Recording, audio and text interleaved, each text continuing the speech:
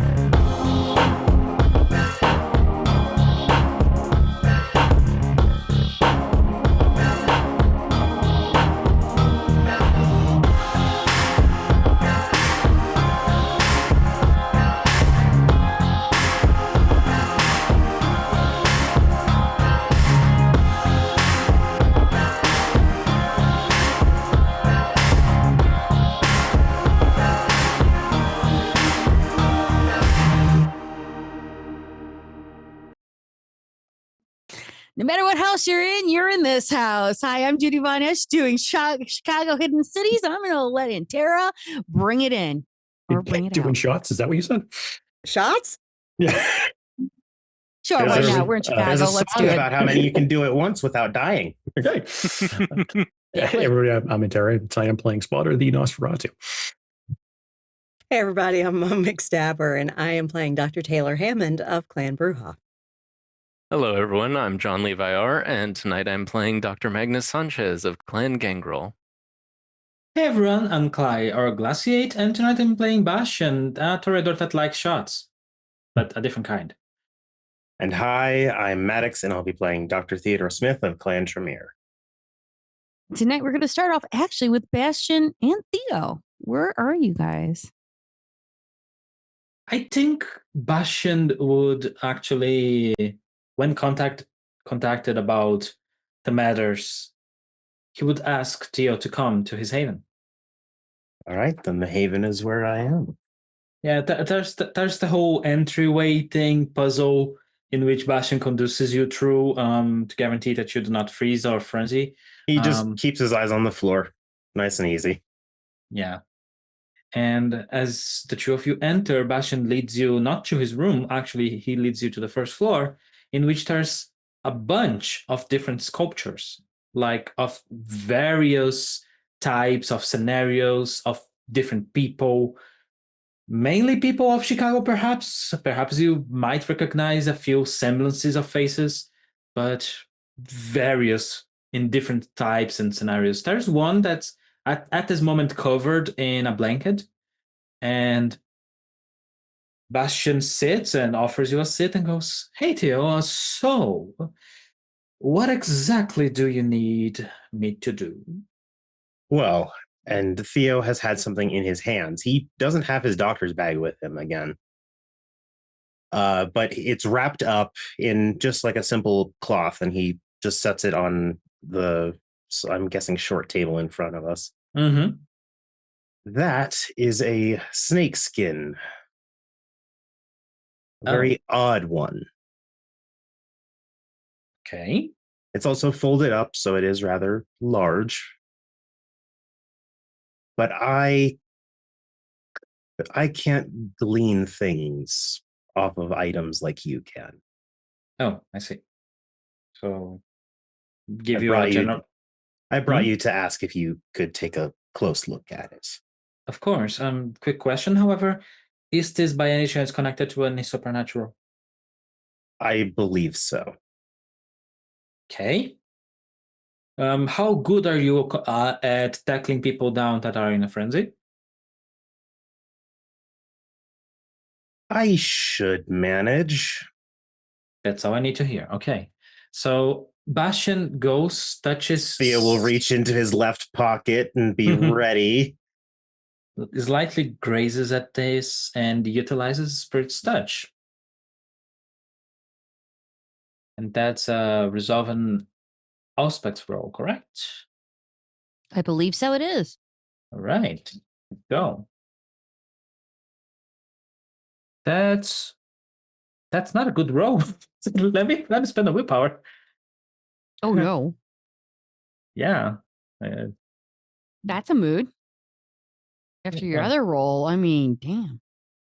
hey, you can't win them all. So I got 4. Okay, that is a choice for that one. All right, ba, ba, ba, ba, ba.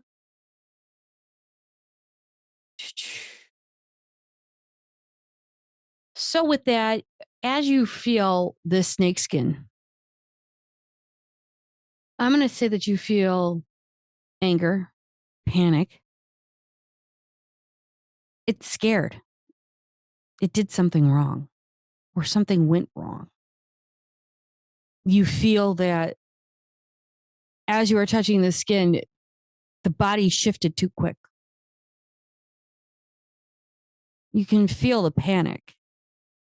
You can feel the anger. It did something stupid. It knew better. It knew better. And it fell into its own, I would say, trap. You know it's kindred. Probably set type, but I mean, it's hard to tell with Spirit's Touch, especially with a 4. But you know for a fact that it fell into one of its own traps and it bailed. It was trying to leave. And it was trying to get away. Now, with the skin itself, you know that it kind of shed its skin so that it could slip quicker. It could move faster. It had to get away from where it was. What scared it? It ate something or it fed on something it shouldn't have. Right. So Bastian lifts off his finger. All right. We'll be happy to know that not all Setites happen to be smart, intelligent, conniving, all mind-controlling manipulators that we thought. This one was pretty stupid. We sort of assumed. Yeah, they fed into something that was a trap. Slayed by themselves. Really? Yeah, it fell into its own trap. I don't know why. And it felt angry and needed to get away quickly. And trap is the sense that you got off of that, fell into its own trap. Yes, in the sense of it was preparing some type of thing. And I don't know what came over it, but they ate whatever they were doing. So the Fed Setites, from. the Setites could be trying to poison a food supply. Which means that there's more than just random targeting going on with this drug. And would you look at that? Apparently, the Setites are not that particular about their members because holy fuck, how can you do something like that and still feed from them?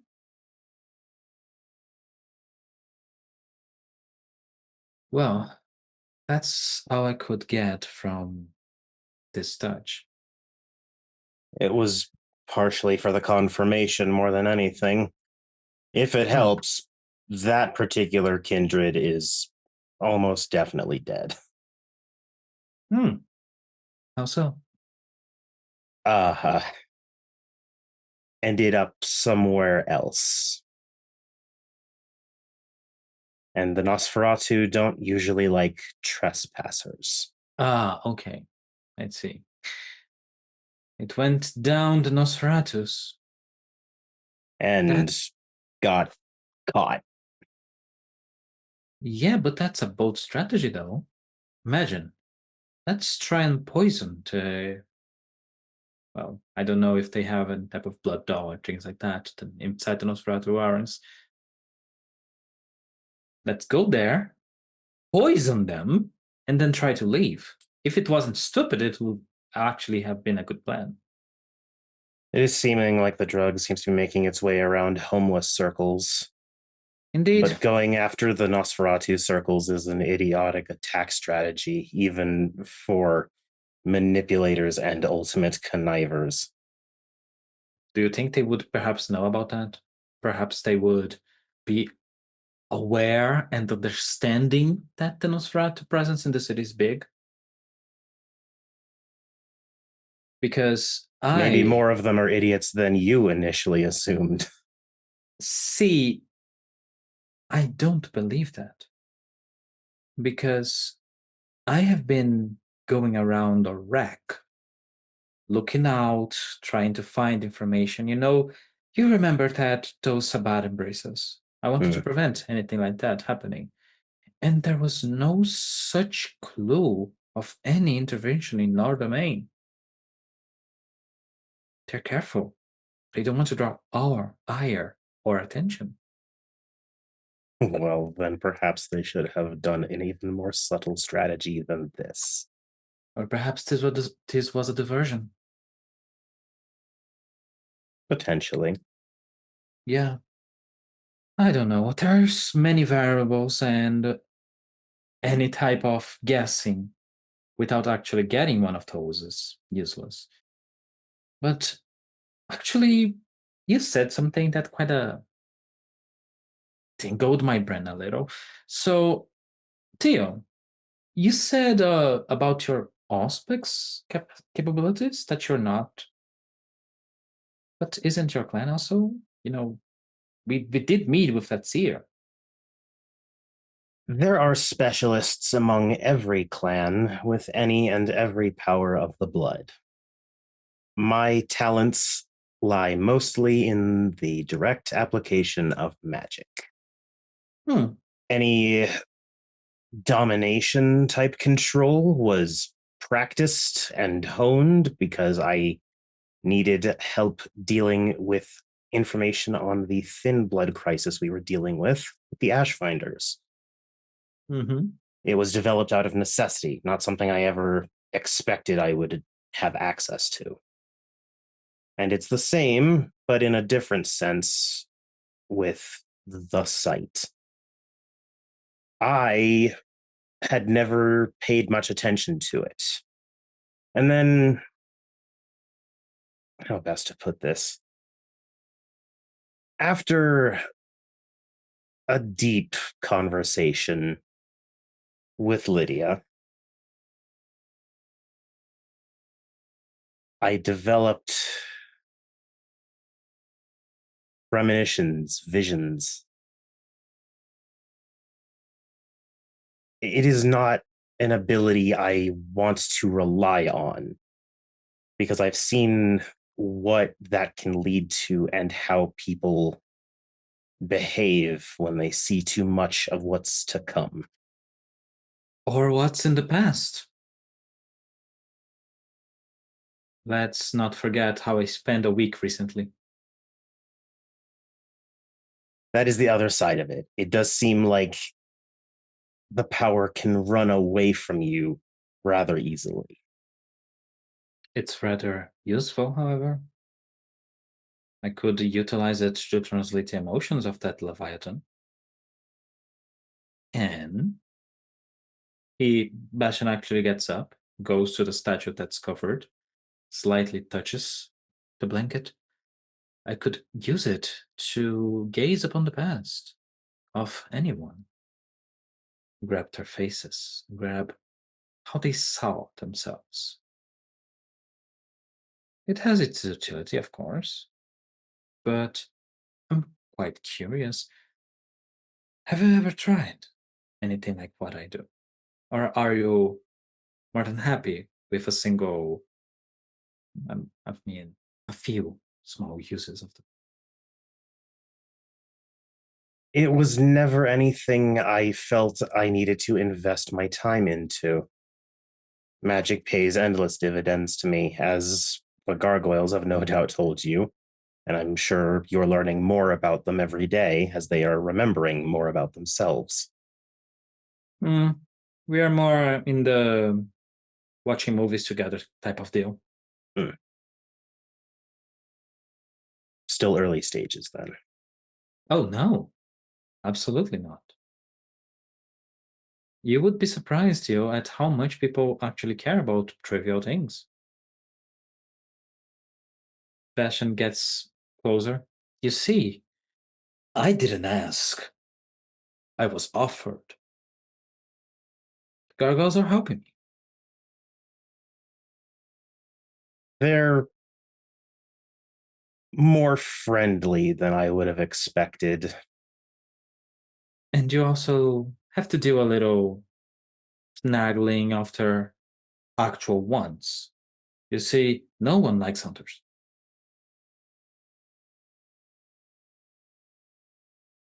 Ta-da! But yeah, if you ever wanted some tutoring or things like that in regards to your third eye, I would be more than willing to help. And I assume our powers are quite different. I myself am no seer. I would not consider myself one either. To be a seer, I would think you would have to rely on it. I never quite liked that one specifically, never wanted to try and learn that. It felt so unstable. It's nebulous. And I'm not that smart. Interpreting clues has only got me so far. Truly, I think the only reason I even partially understand it is from my previous servitude under a Malkavian. I truly don't believe I could cope with what I've seen if I hadn't had interaction with someone who already had a warped perspective on the world. I didn't think Sheamus was the like to lend people to others. It was what was like and some internship. No, Seamus, especially in those days, is something of a talent scout. He can read potential better than he would let on. Oh. So he saw you working under Malkavian. The order was reversed, is that it? His words were, "You're being wasted." I see. He happened to catch me when the bond wasn't especially strong. Oh, so we're a ghoul. I was. And his ghoul pulled me off to the side. Her and I spoke of magical theories. And then my Domitor disappeared. Well, I, for one, can't blame. If you were being wasted, I'm happy that you got yourself a better deal. But broadening our horizons is not a bad thing. And there's no broadening your horizons discipline that's better than Auspitz. Well, true. I don't know if I'm ready to have exposure to infinite horizons. Well, I ask this only because I can't be everywhere at all times. I help in what I can, but if the need rises and I am too far away, probably killing someone through a few kilometers, you can call me, or you know how we kind of utilize that Taylor thing? And how we eventually learned how to do that spotter thing? Why don't you, if you ever want to, try to do my thing? And Theo's eyes will sort of drift over the sculptures for a bit. Oh, it helps. It helps, but the main action is connecting your mind to the emotional history of someone. You can grab yourself a face they themselves do not have anymore. I mean, if you want to portray it, it gets easier. Do they have to be alive? Nope. You have to see their faces. That's all.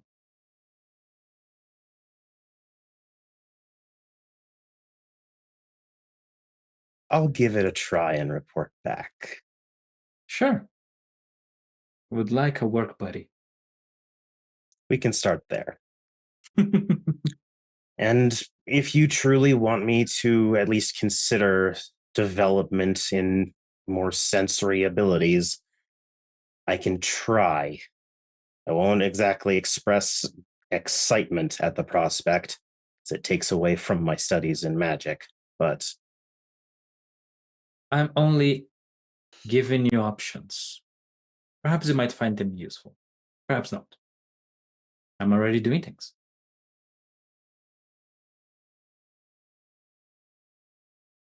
I'll see what sort of benefits and options I can gain from it and go from there. Sure. Anything else that you would like me to do tonight? I can't do it now as I don't have the supplies with me. But would you want any wards on this place? Any Oh, rooms? sure. Absolutely. If you want to, I would be happy to be in the receiving end of words. I can provide one for ghouls and lupines at the moment.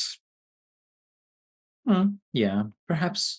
Oh, can you do it against humans?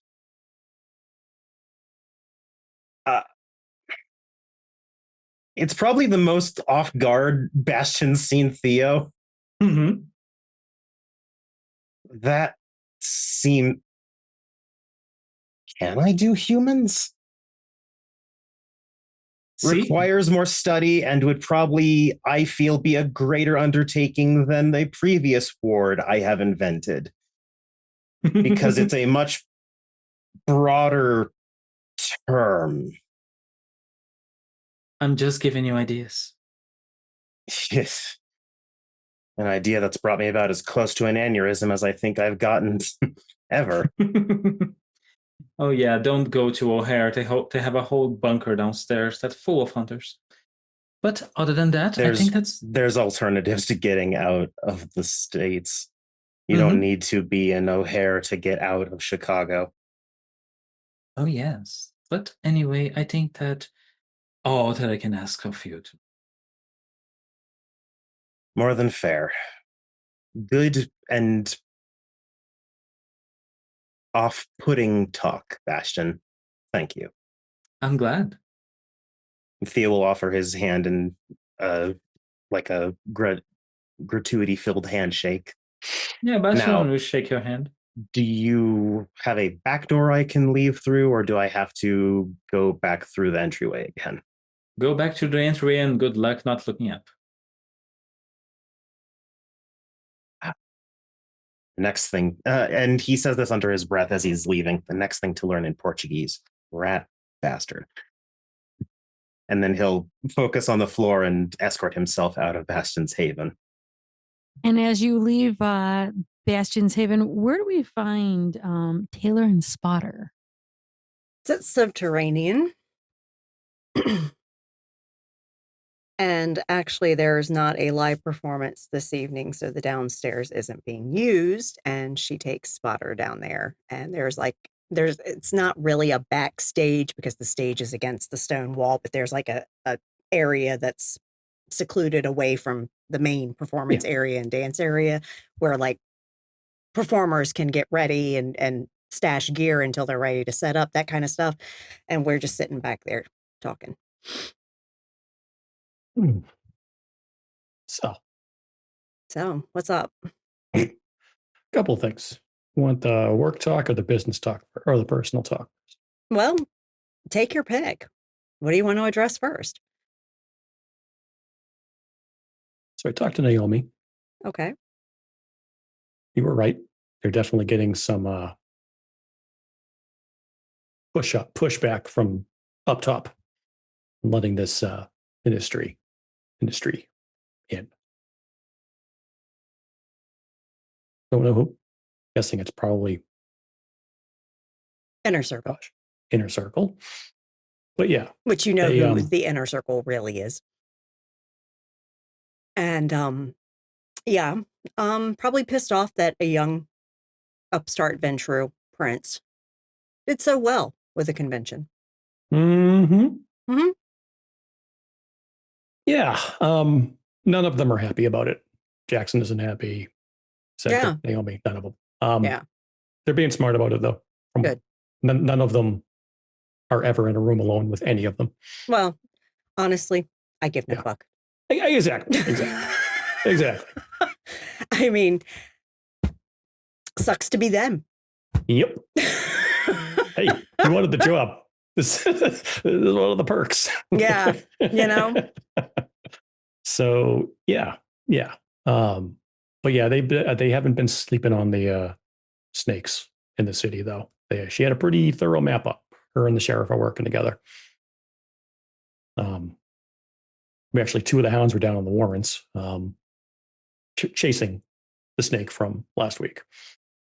Yeah, it's just I don't think she's given enough thought. She being a Ventru and thinking she can do everything all at once, and she really can't because she is one person. Literally, I think she has underestimated how much it would take to be both a Primogen for the dominant clan of the city and maintain a domain. I think she's beginning to realize that. Mm-hmm. She needs someone she can trust. Mm-hmm. She needs basically a whip or a second in command.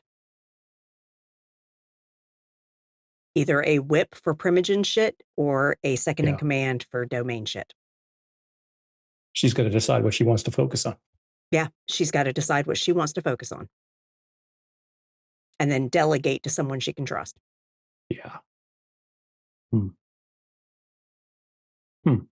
That actually brings me to my personal, if you don't mind. Okay, go for it. It's similar to that. I've realized, I'm starting to appreciate, even with what I can do, I can't be everywhere in the city at once. And I'm trying to be. Mm-hmm. I've noticed that. Oh. I'm very subtle. I'm surprised. So subtle. Oh my gosh. Yeah. Like feet in wet boots. Okay. Yes, exactly. That's a good. I like that one. All right, I'll keep that. I'm stealing that one. Yeah, real but subtle. Yeah, no, squish. Yeah. But I mean, you've been doing this stuff longer than me. Have you run into what stuff have I been doing? Like being kindred. Yeah. Okay. And even before that, like you told me you worked at an embassy with your.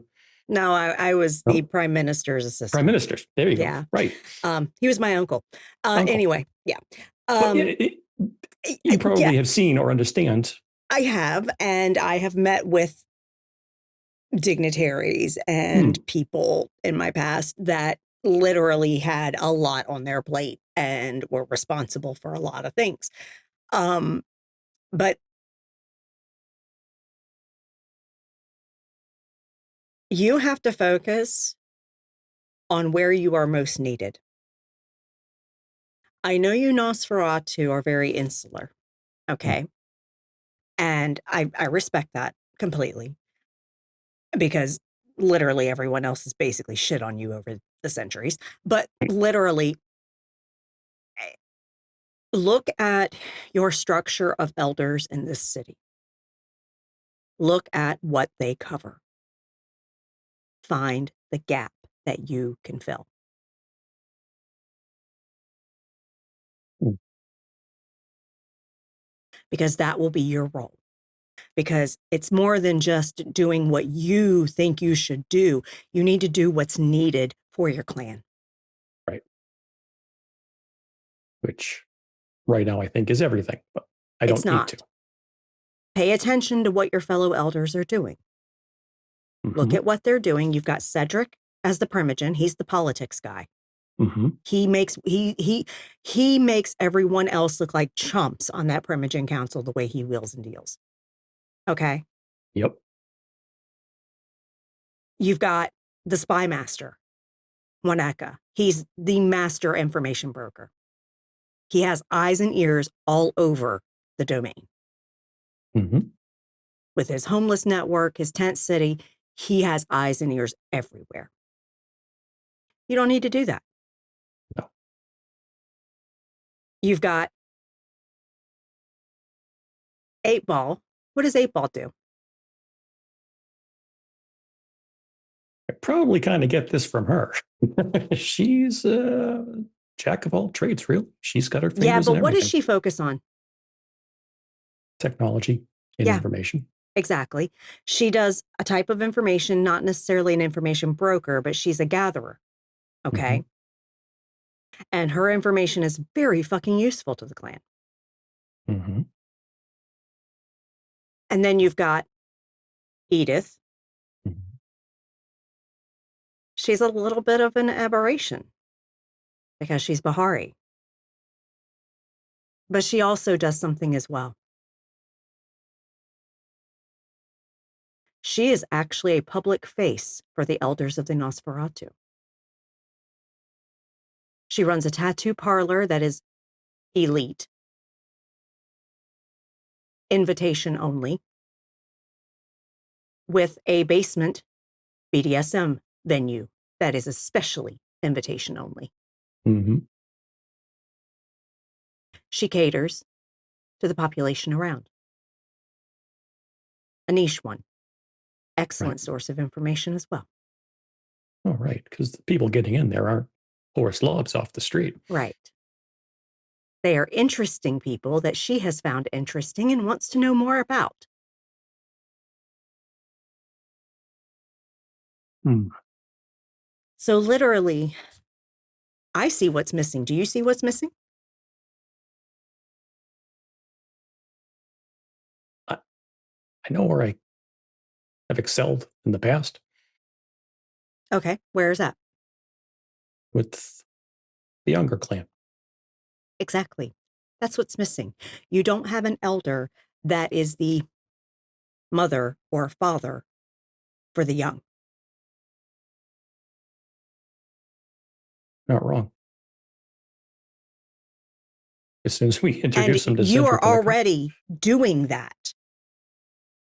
Look at how many young ones have flocked to you. how many others I've brought in from the outside. That too. Hmm. So focus on that. Foster the young. Make sure they come up right. Because the That's others don't have time for that shit. right. I mean, essentially, once you're introduced, have fun storming the castle. Exactly, because they don't have time to handhold and guide and parent. Huh.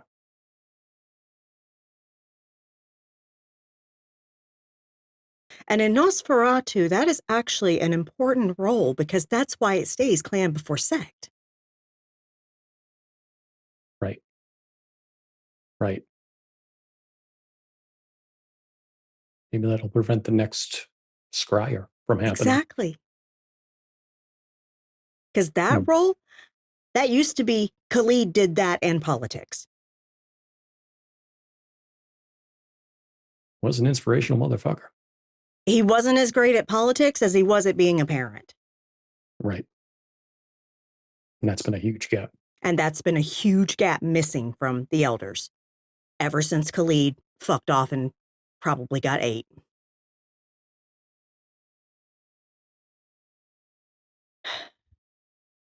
Y'all's desire to seek out mysteries can sometimes be your undoing. We are like moths to the flame, as it were. Yeah. Man, you're right.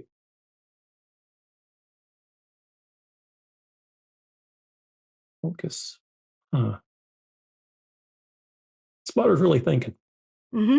This idea is taking hold. You can tell. Mm-hmm.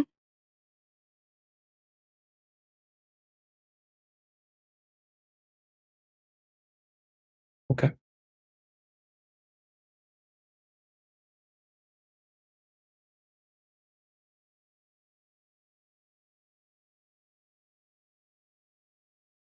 Hmm.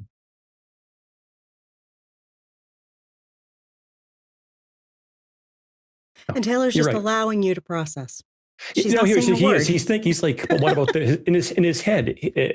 Just to let the internal monologue out. But what if this happens? And what if this happens? But this happens. Spotter can't help all that. And Taylor can literally kind of read, because she's very good at reading people. She can kind of read the insecurity. Definitely. Yeah. No, he's definitely and so like. she is going to be like, you're already doing it. And if shit turns upside down, you'll adapt because you're already doing it. Right. This is what you're called to do, Spotter, because you're already doing it. Stop trying to do everything else. All that other shit's covered. Almost feels like I'm kind of running from it for some reason. You're not running from it. You're prioritizing. Yeah. Because you know the other shit that you've been covering, other people need to step up and do.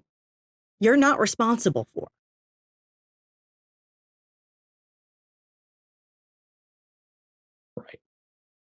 Right. I don't want them thinking I'm checking up on them. They could do their jobs. They are elders for a reason. Yeah. And we have a whole court of fucking people that are supposed to be doing their jobs. And if they don't, that's on them. And that's on this court. God, it's so much fun not being Camarilla. I don't disagree with you. Because literally, it's on them if they fuck up. Yeah. Mm-hmm. Yeah. So.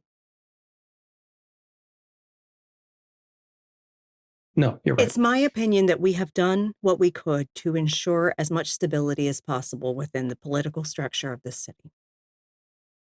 Right. Now it's time to cut the apron strings and let them do their jobs. Yeah. And as far as your clan, your elders are all very skilled. Oh, that's 100%. why they're elders of the Nosferatu. Right. But they have a gap, and that gap is the one that Khalid used to fill. He was the father of the Chicago Nos.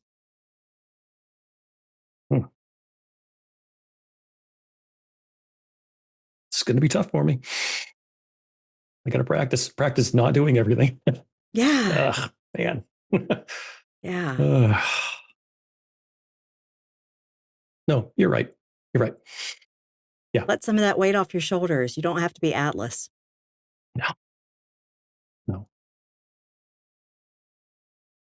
No, you're right. You're right. And you're an elder now. You don't have to prove shit.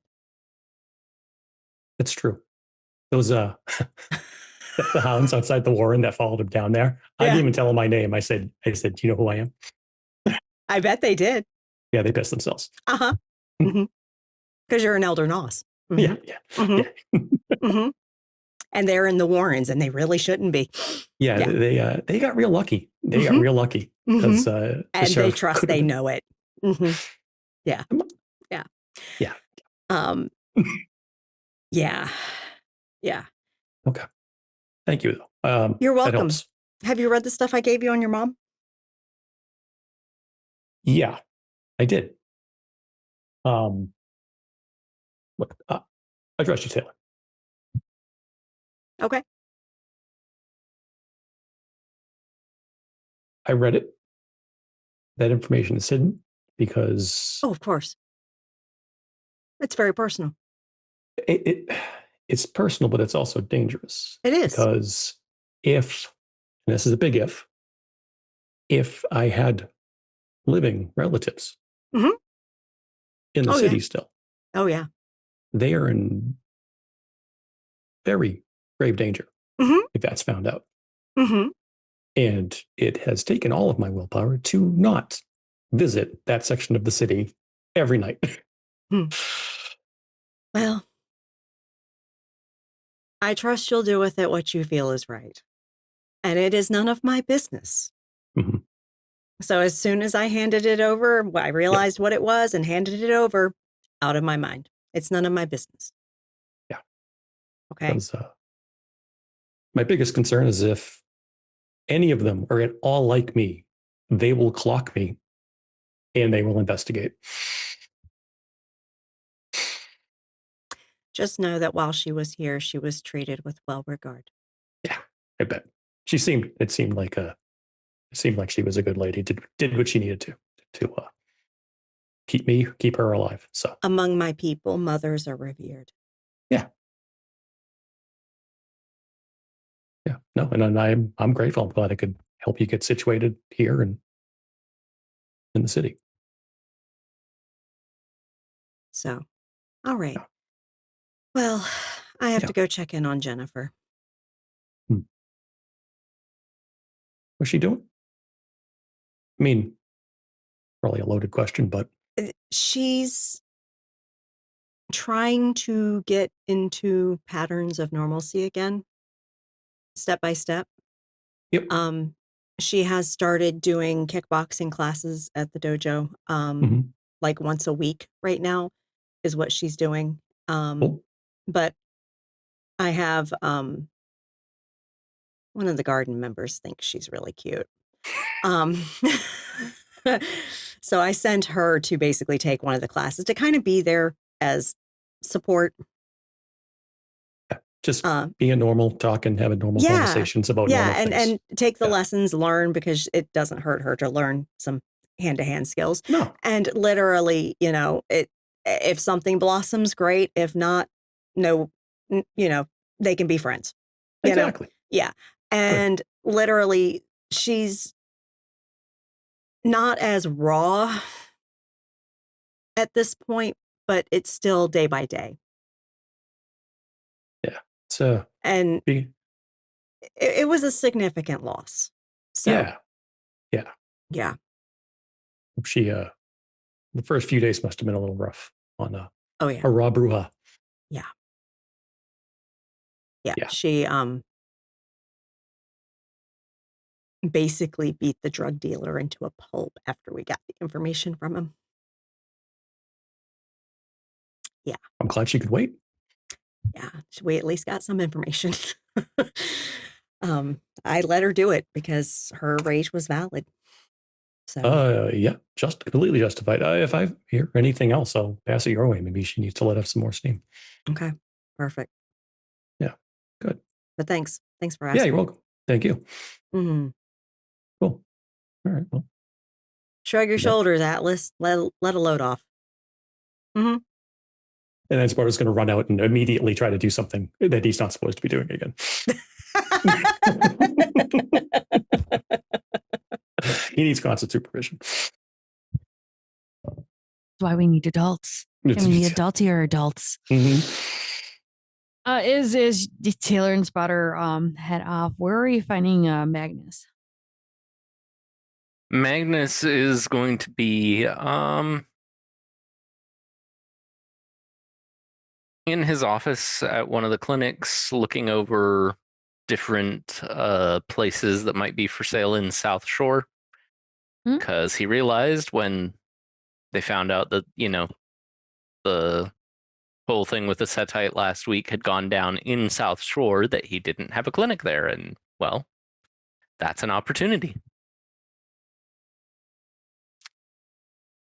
As you were looking through your maps, you'll get a nurse knocking at your door going, you've got a visitor. Okay. Who would it be? She really didn't say something about 0 or 0W. What is it with an old processor? Okay, go ahead and send him in. Sure. Okay.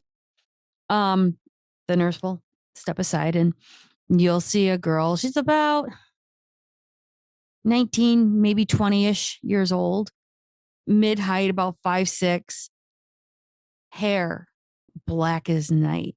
And it's straight down, but there's cuts and wefts of color into her hair.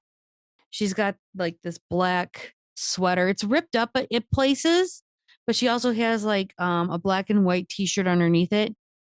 She's wearing a skirt, ripped up leggings with these chunky big boots. And she's carrying what looks like an old messenger bag. She kind of clumps in and she's like, "You're Dr. S, right?" Yes. Who would you be? "Well, they call me 0W. Okay. Raspberry Pi sent me." Yeah. No, I remember you from the employment paperwork. "Yeah. Got stuff for you, I suppose. I mean, I normally don't talk about this stuff outside certain circles, if you know what I mean." It's safe here. "Okay." So she'll kind of put down the messenger bag and she'll pull out some paperwork and kind of hand it to you. She'll go, "It's an opiate base, but at the same time, there's stuff in it. Okay. I don't understand what the stuff is." And she'll pull out what looks like a petri dish. And she'll go, "You can see with this pill, it looks normal. Mm-hmm.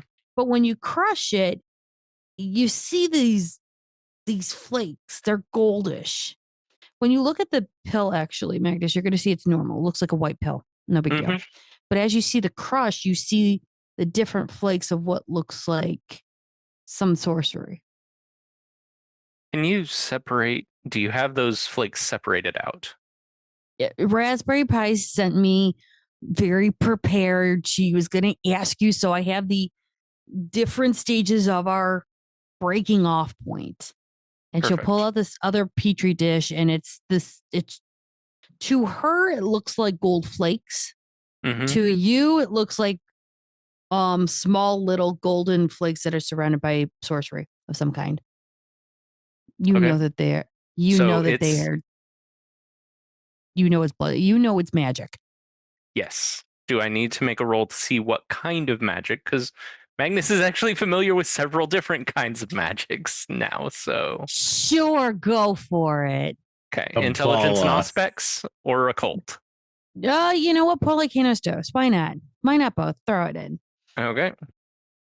She's gonna break down to him the chemistry of it, the biological effects to it, and she'll say it normally hits just like, any kind of any kind of enhancement.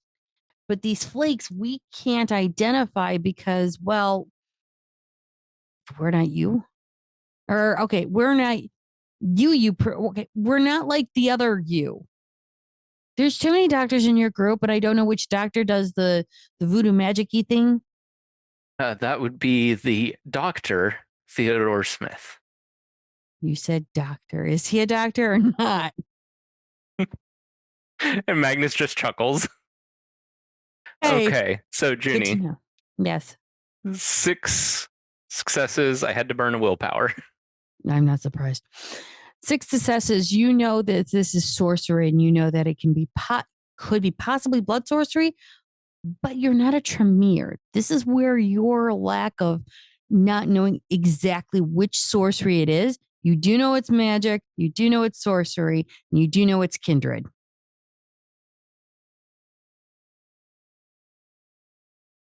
And I'm trying not to read chat while my cast is cracking up on certain things. And she'll just kind of go, that's what we've got right now. And what we've been finding out is that if we take these flakes out and give it to, shall we say, small animals, criminals. They are just going batshit crazy.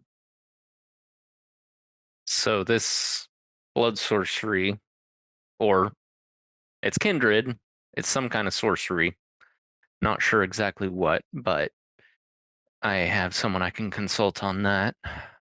So it is specifically designed to harm people. All drugs are meant to harm people. I mean, let's be Yes, real on this. all drugs are poisons, but there's a difference between the poisons that are meant to enhance people's frames of mind, whatever those may be, suppress certain kinds, elevate others, and poisons that are just going to harm someone with no beneficial effects. This, I'll say this.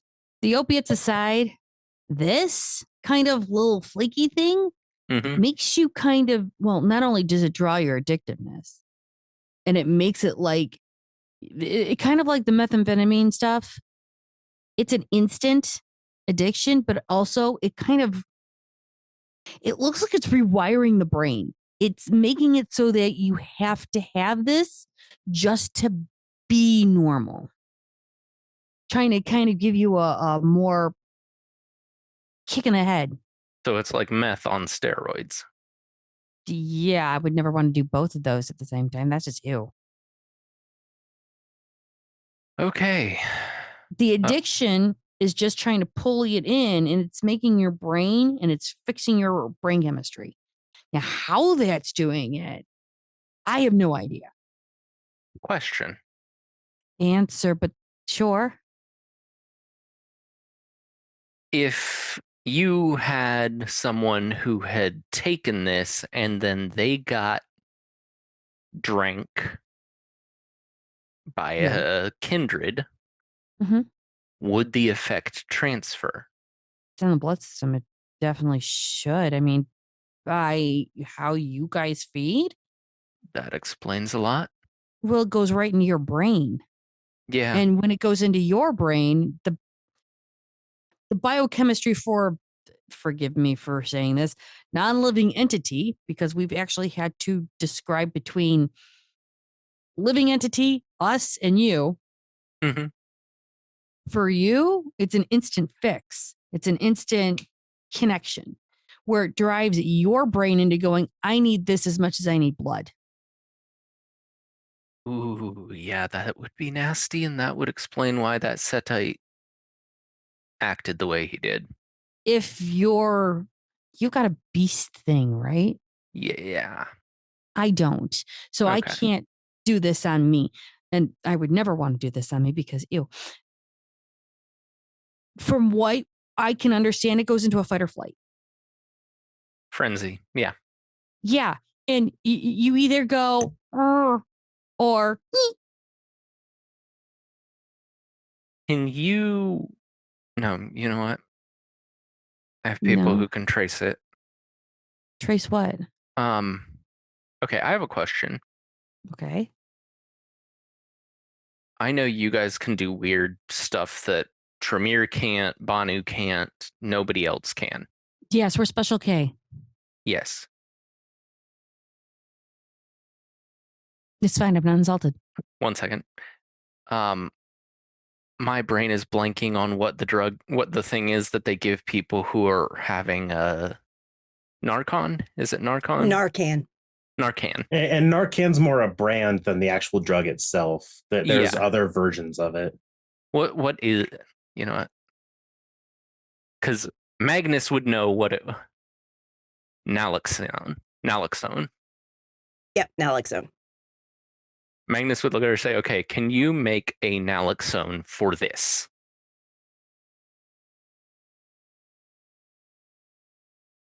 Yes and no. I can make the components for it, but these flakes are the bonding agent. So I can make something that will handle the basic part of it, so the opiate and such. But this, and she'll again point to all the golden flakes, these don't bond. I Mhm. need a bonding agent. And these bond to the pill that they are producing. Right, but I'm saying using your unique chemistry, alchemy, whatever you want to call it. Alchemy is what we call it. Yeah, you got it. Okay. Can any of you make something that would counteract specifically the sorcery part of this, these gold flakes? If we knew what the sorcery was. So here's the problem, which I can't poke your brain for, is these gold flakes is the Mhm. bonding agent. We don't know what that is. I can literally throw every kitchen sink I can and it will fall short because I don't have this agent. Okay. So whatever they're doing, Tremere, Hooba Wabada stuff, I don't know what that is.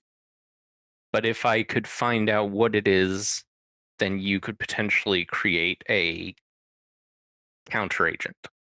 Yes. Okay. I've Good to tried know. everything else from herbs to let's see, from herbs, we've done chemistry, we've done everything you could probably think of under the sun. I even implies the sun in part of this just to see Did you if I try could holy try. water? Yes. Don't ask me why. Okay. Just wanted to check. It didn't work. It's Yeah. weird. Okay. Let me make a phone call. And Magnus just picks up his Sure. phone and calls Theo. Yes. I'm calling for a consult. You know that some of my patients were affected by that street drug that's been going around. Yes. Meadowmore may have isolated the bonding agent, I believe they called it, that kind of amps up the effectiveness. And I'd like you to come and take a look at it and tell me what you think, because it's odd. I feel like this might be something you might have a little more experience with than me. Which clinic would you be at for this right now?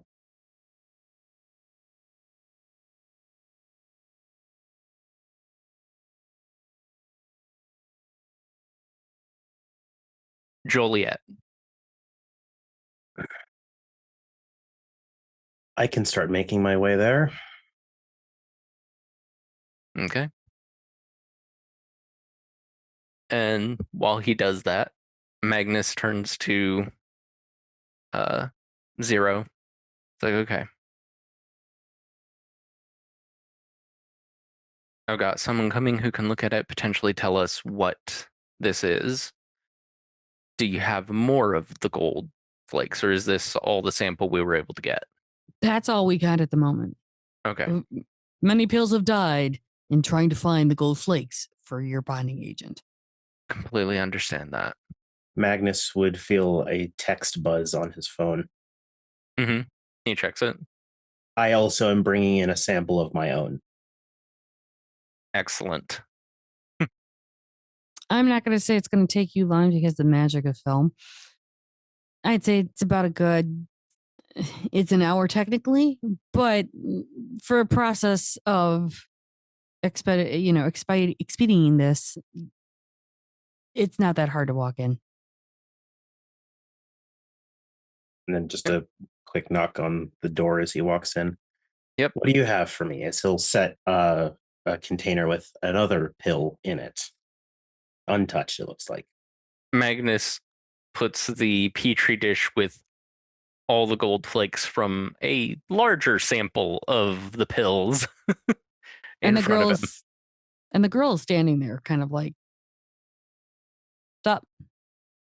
He gives a nod, but he's mainly focusing on what Magnus has called him in for to start.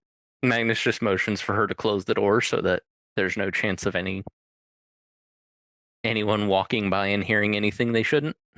She boot gets in. Mm-hmm. Start off nice and simple, storyteller with a bit of sense of the unseen. Oh yeah, it did. The gold flakes are screaming sorcery, or at least some kind of magical sorcery. And blood magic, I wouldn't exactly call it, but you're picking it up. Your Tremere senses are tingling. Okay, so it's not like my clan's style of blood sorcery then. No. Okay, that was sort of a given, but you can never tell. Some people outsource. Valid. You know what, storyteller? Let's start off nice and simple. I'm not going to do any crazy magic hoodoo just yet. I'm actually going to start off, if it's okay, with just some good old intelligence occults. Sure. That seems beneficial to me. While you're doing that, the zero Debbie is just going to look between the two of them, and she's going to gently kind of like while Theo's focused on this Petrie does, she's going to look over at Sanchez and go. She'll just do the air quotes of doc and mouth doctor, as in she wants to make sure she knows who she's talking to.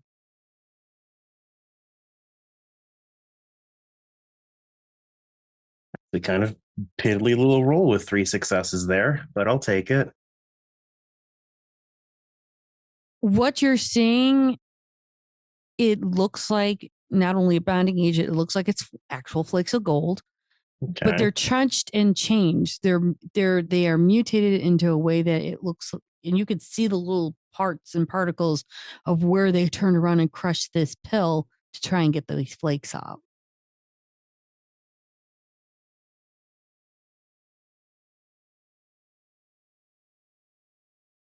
Well, for one, it's actual gold. You can get gold leaf anywhere, I suppose. Storytellers, does this look like leaf or is it thicker than that? It's thin. You can see it's flecks of gold. Gold leaf and flecking of gold is kind of the same. Okay. Still metallic. The magic is... It almost seems not rudimentary, but simple in a way that doesn't make it easy. Just... It doesn't do more than what I'd assume it's acting to do, which seems to be some sort of binding. Yeah, it binds. What sort of binding, I'm not entirely sure yet. I'm going to fathom a guess and say your brain. More than Not likely. yours particularly. It makes you addicted more to this. And if you were to drink it out of somebody else, it goes to your brain. Oh, yes. We've seen the results of what that does to someone. Oh, you saw that. We did it in little mice thingies we have. So it's in theory ethical. Now, it's one thing to study addictiveness, side effects, things of that nature. Have you gotten any sort of sense of lethality? Because I know there are deaths occurring because of it, but how likely is death from this? Once you get addicted to it and it becomes your main source, pretty lethal. Because you are so focused on it. And look, when you're doing an opiate on top of something else and it speeds your heart up, I understand you might not have had a heartbeat in a couple of years, but it's not very good. No, it would probably lead to far more damage than anything. And then it not only does that, it hurts the brain. And if you were to feed off of somebody who took it, that makes it worse for you. And I believe, doesn't that hurt your internal organs, even though they're kind of dead? Yeah, just because something isn't alive doesn't mean it can't sustain damage. Yeah, but isn't it where it makes you a little weaker because then we can turn, not me, I wouldn't try it. but other people could turn around and take you over. Doesn't that make you a little bit more susceptible to, that little wood thing? You know what I mean? It's not as cut and dry as all that, but you're on the right track. And Theo will sort of just glance at Magnus before looking back to Storyteller. Is it just the gold flakes that have magic, or is there other components of the drug that seems to be shimmering too? No, it's the gold. Okay. Definitely. Because the rest she's explained to Dr. Magnus, she'll explain to you, is basic components to an enhanced opiate. So that as you're taking one drug, you are now enhancing it with this to kind of give you that, better up.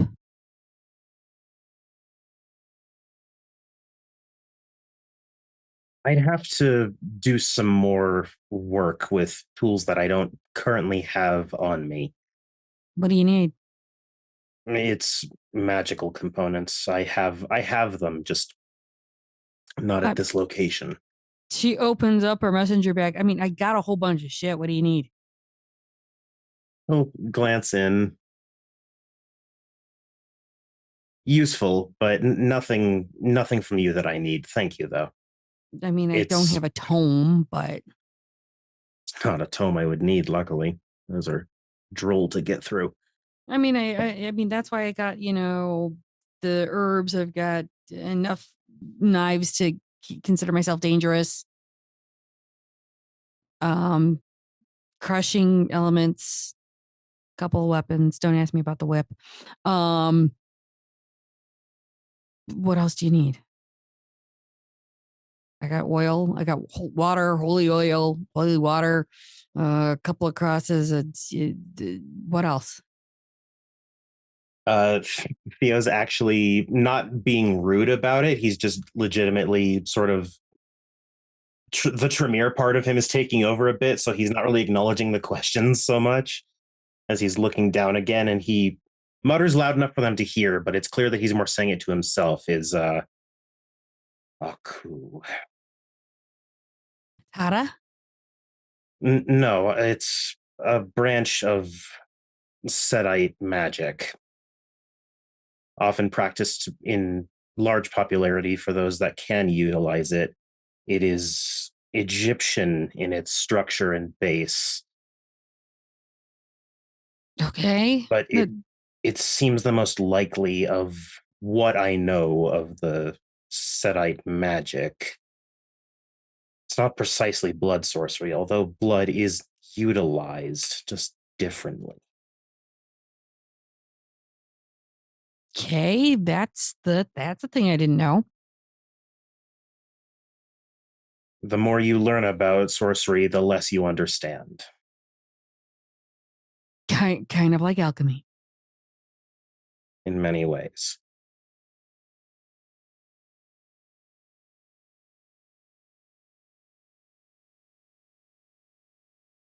So what do you need next? An idea of what the fuck to roll. Intelligence and occult. Usually your best bet at this moment. Gotcha.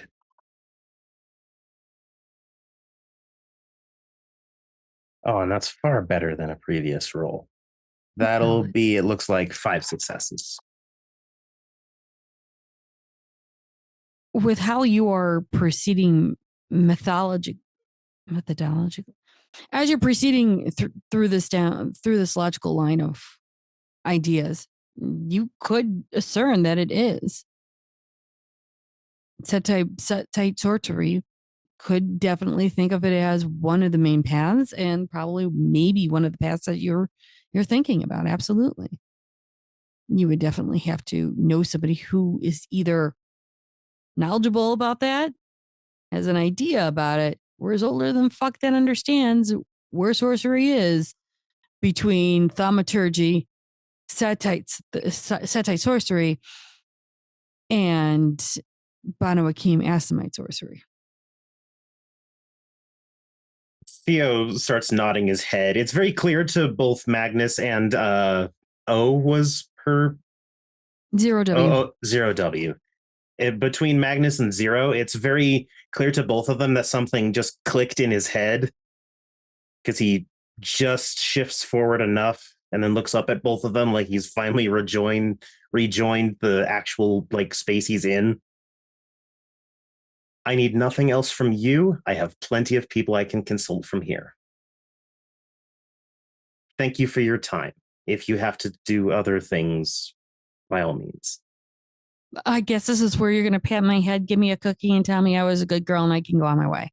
I have no cookie, but thank you for your efforts.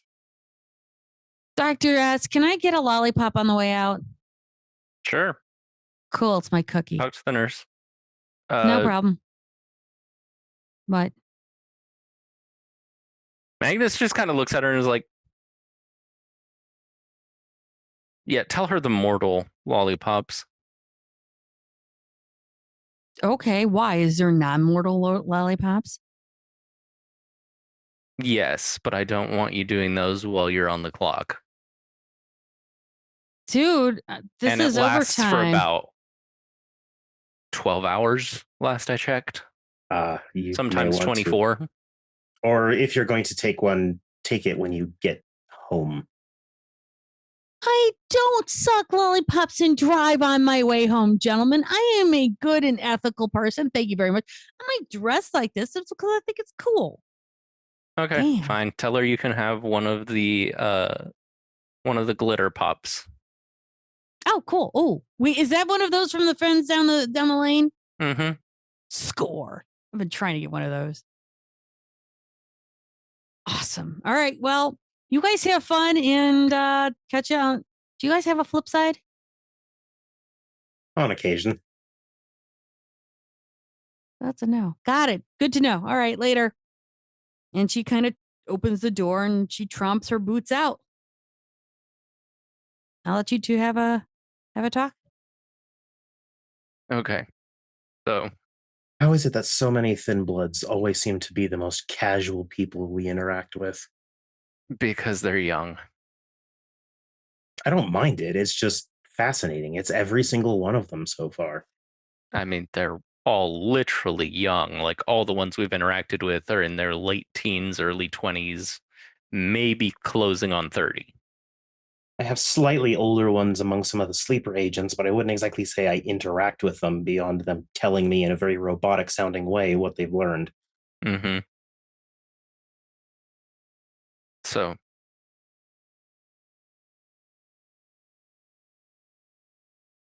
without the damage to our society, this magic is actually rather smart. Under different circumstances, I'd probably see if I could get notes. okay. Not sure what benefits I could have for enchanting gold to heighten addiction, but maybe that's not the only thing it could heighten. Fair. But that means that we could also be watching out in case they start making battle drugs too. Yeah. But my concern is that this is not a Tremere thing. Oh, no.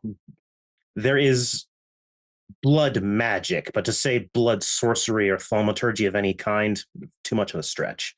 Okay. And But- it's not a Banu thing as far as you can tell? No, I am by no means an expert on that field either. I would need to, honestly, if I could, find a moment to speak with the sheriff on that. Do you think she should know about this? Maybe she would have some input? I don't think it would be wrong to approach her about it. I'm sure she's at least aware of what's being disseminated through the streets. A lawkeeper should, at the very least. And a drug that's pure purpose is to cause addiction on the level of the hunger with the kindred of this city seems like something the sheriff should know about. And even though we are only finding it among the homeless, who knows how long it takes before some random Ventru takes a bite from their herd, and because then the Ventru will mobilize and it'll just turn into a giant shit show. Or let me draw your attention to something else. What group draws the most, drinks the most from the homeless? The Nosferatu. Yeah. Think about what happens if you have a bunch of them suddenly frenzying in public because of this. See, It would explain why the drug's getting passed out cheap or free. the longer this goes on, the less and less I appreciate the idea of chaos for chaos' sake. Mm-hmm. And we know who does appreciate chaos for chaos' sake. I think frenzying the Warrens doesn't benefit you. It just destroys things. that's what Setites do. They cause chaos for chaos's sake. There's a reason why Setites were blood hunted in every Camarilla city prior to recently. Would that we had a different prince. Maybe we could get that decreed again. Although from what I'm hearing, Jackson doesn't seem all that interested in that. Yes, well, the thing about that I've learned about being in the Camarilla is it's only a problem if you get caught. So let's get some Setites caught. And he calls the sheriff. Theo will also, while it's ringing, just say to Magnus, I meet with her weekly on Sundays, so if nothing else, I can see her then. I think this is urgent enough that we should at least get some information from her, get her opinion on this blood magic. It's gonna be the third ring when you hear it pick up, and you'll hear hello. Hello, Sheriff. This is Dr. Magnus Sanchez. How are you doing? And how can I help you? I'm in the middle of something. Yes. I believe I've passed word on to you about the drug that certain people have been spreading through Chicago and Yes. the abnormal effects it has. Mm-hmm. Yes, very much so. We've isolated the cause of it, and it might be something we need your expertise on. I have Dr. Theodore Smith, and he said that he recognizes the agent, but it's not something that he and his associates have ever worked with. So,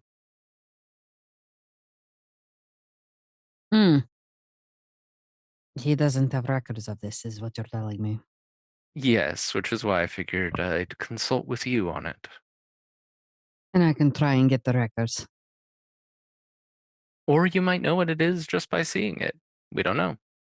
Where are you at? I'm in Joliet at my clinic. Out of Chicago. I can come and visit you with it if you'd prefer. Yeah. You would have to definitely come in here. You're outside of my area of influence. Okay. Let's see. The clinic in Inglewood work for you? Just I can be there in about 45 minutes. Excellent. See you then. It doesn't take long, at least with the power of cinema, for Magnus and Theo to walk into Inglewood's area. And you will see the sheriff standing there, actually, kind of just waiting, Mhm. biding her time, making sure she's not being too presumptuous. Magnus just welcomes her in, gets them again to his office. Okay. What is this that we're looking at? Theo? We are looking at something, and he'll set down the examples of the separated stuff because it's the most clear. Because I'm sure it shows magic within the pills themselves, but this is like, centrifuged out, so it's separated.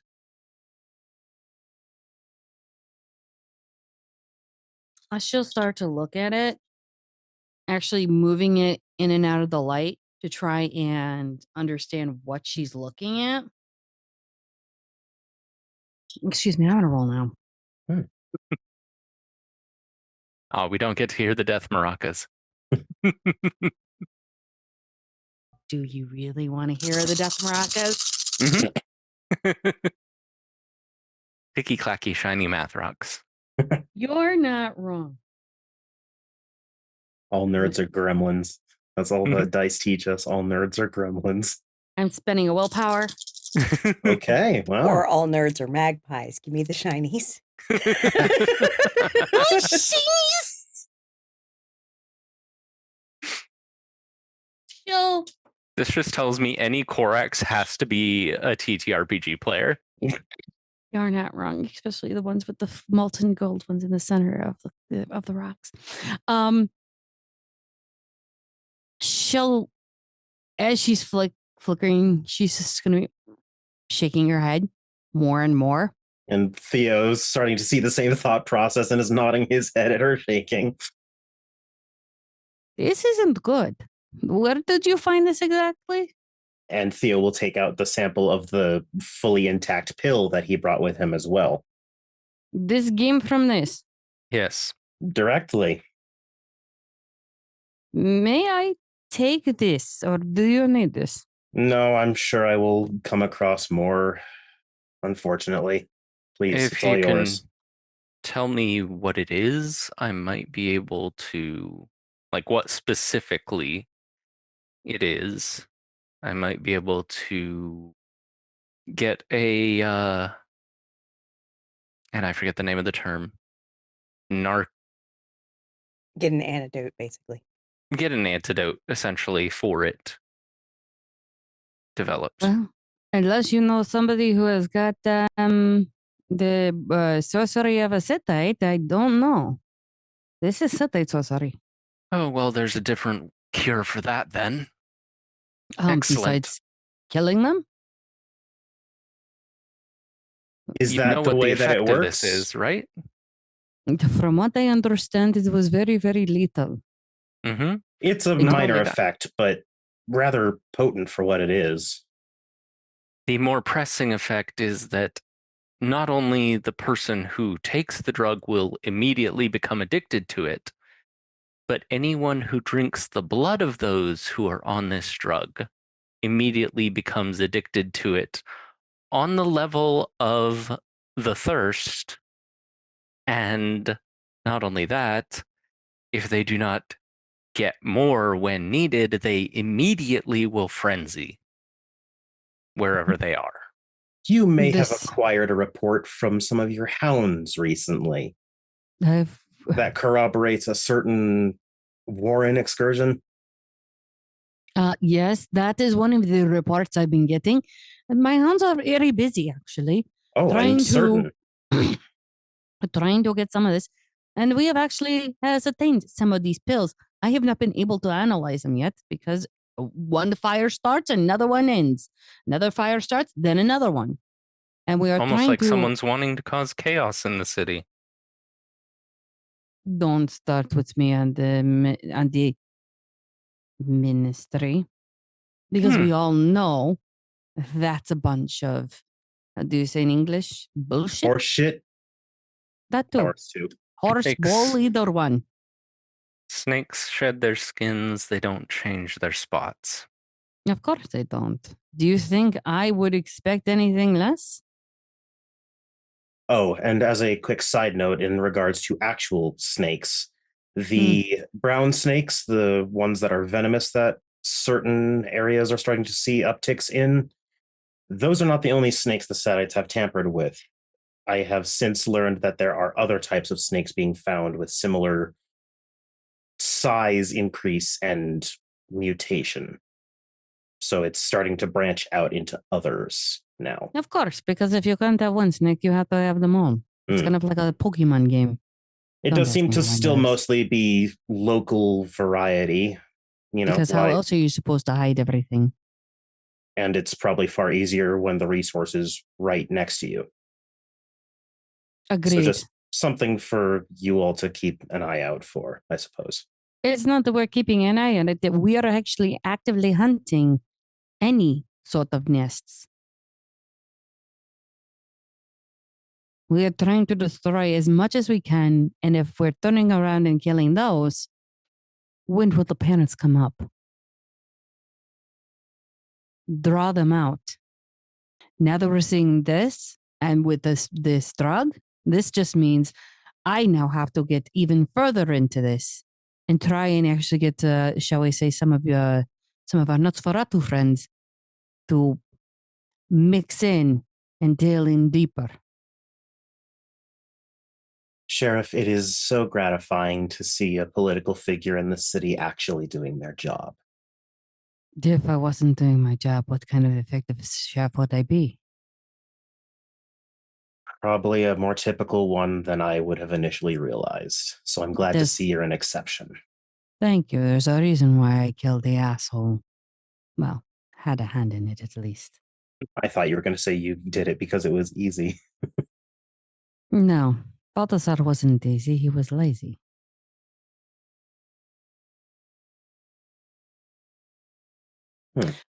Well, I will take this and get back to where I was at. I appreciate the consultation, and I will start going into some of my old books. We'll try and find out as soon as I can. It will take me some nights. There are several paths and several different branches of their sorcery. You have a lovely evening, gentlemen. You as well, You Sheriff. as well. And she will leave. Anything else before we go on break? I'm solid. I'm good. Good. Well, Mama, take us out, would you please? Alrighty. So we will be back in a little bit, y'all. Get up, stretch your legs, get a drink, get a snack. We'll see you soon. Hopefully you gotten your snacks, not snakes, and drinks for all of this, because gosh knows I need them. Mm-hmm. So we're going to start off with Spotter. You're getting kids together. Yep. Papa Spotter's being a thing. Spotter. Yeah, we're going to Spotter's been thinking if they're being sneaky, these ministry dickheads, as he's so eloquently called them last episode. He's thinking that they may be trying to garner support. They say garner one way or another, whatever methods they use, at some of the smaller Elysium venues. Maybe ones that aren't quite as watched by a hound or a sheriff or an narc or whatever. Just staying out of the light and maybe, doing their thing. So Spotter's been gathering the kids to, make it a field trip, make it a training session. Is there any in particular one that you want to go to, or? There was a restaurant that Spotter, Magnus, and Bastion met at a couple seasons ago that I was thinking we might want to hit. Back when Scryer was running around. Okay. Don't remember that one, but sure. It was totally after, can do this. Yeah, it was after Spotter knocked down the building and showed up with like half the building on him.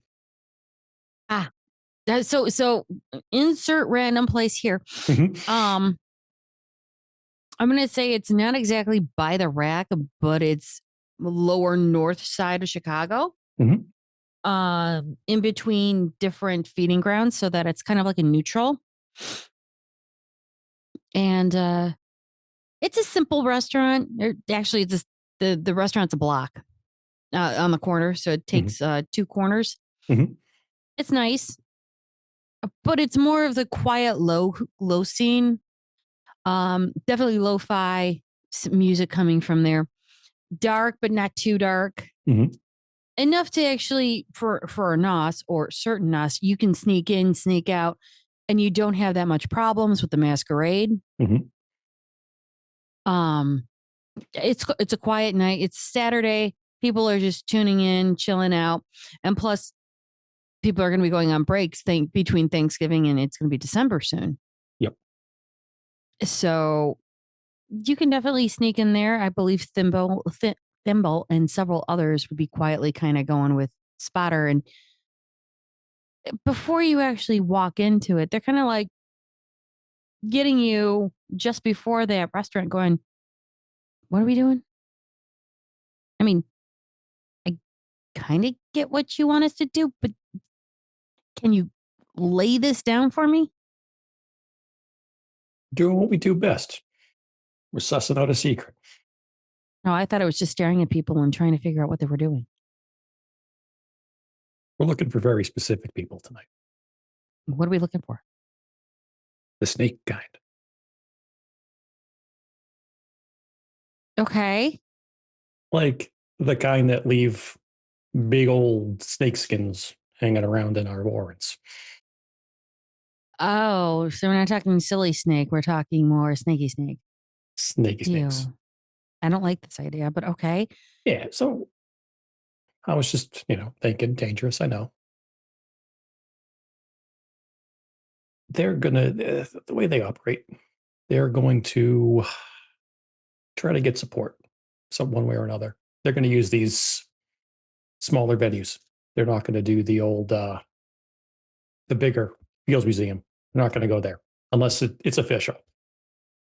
So, Like those old, those, we saw them. It was a big group. Well, it wasn't big group, but it was like about 5 to 6 of them walking in like they own the place. Yeah. Yeah, they don't own the place. No, I hope not. I mean, they're kind of looking silly with their old like 1980s like power suits. I mean, up your game. Yeah. Yeah. No, you're right. Hold on. Let me think. The main reason I want to do this is because my other suspicion is that the divide between the ministry and the original Sedites ain't as clear cut as they might want us to think. Oh, so the rebrand's bullshit? 100%. Oh, okay. So it's kind of like saying Crystal Pepsi is just as good as Pepsi, and we all knew it was shit to begin with. Yes. Okay. I mean, that's all you had to say. Okay. So rebranding of Coke and New Coke is just that they made New Coke Diet Coke, which made no sense anyhow. Right. Formulas were different. Right. So. I did a project on it in 5th grade. And, oh, geez. Sorry, did I date you? Here's the thing. We need one to talk to. Maybe not one of the ministry ones. So we're trying to snatch and grab.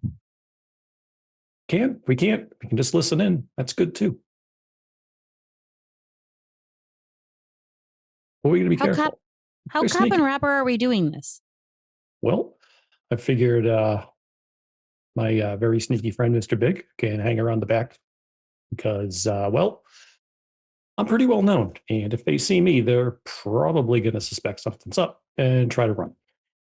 I mean, everyone knows who you are. Right. But they are probably well aware of what me and my friends do. Well, you are aware of your theme song, right? What? Your theme song. I'm not aware of my theme song. Okay. Do you know this? Oh, what? Do you know the old movie called Ghostbusters? Mm-hmm. Yeah. Who are you going to call? Call Spotter. There's a whole song about it. Oh my God. Mr. Big didn't tell you? No, he knows better. Oh, well, he's the one who wrote it. Oh, he's such a dumbass. I'm keeping him. I mean, he is your dumbass. Mm-hmm. Yeah. Don't you forget it. No. Something we can never forget. When he comes in with information from you, we know it's good. Mm-hmm. Anyhow, we'll get back to that. Not right now. We got things to do. Understood. So are we going Keystone Cop?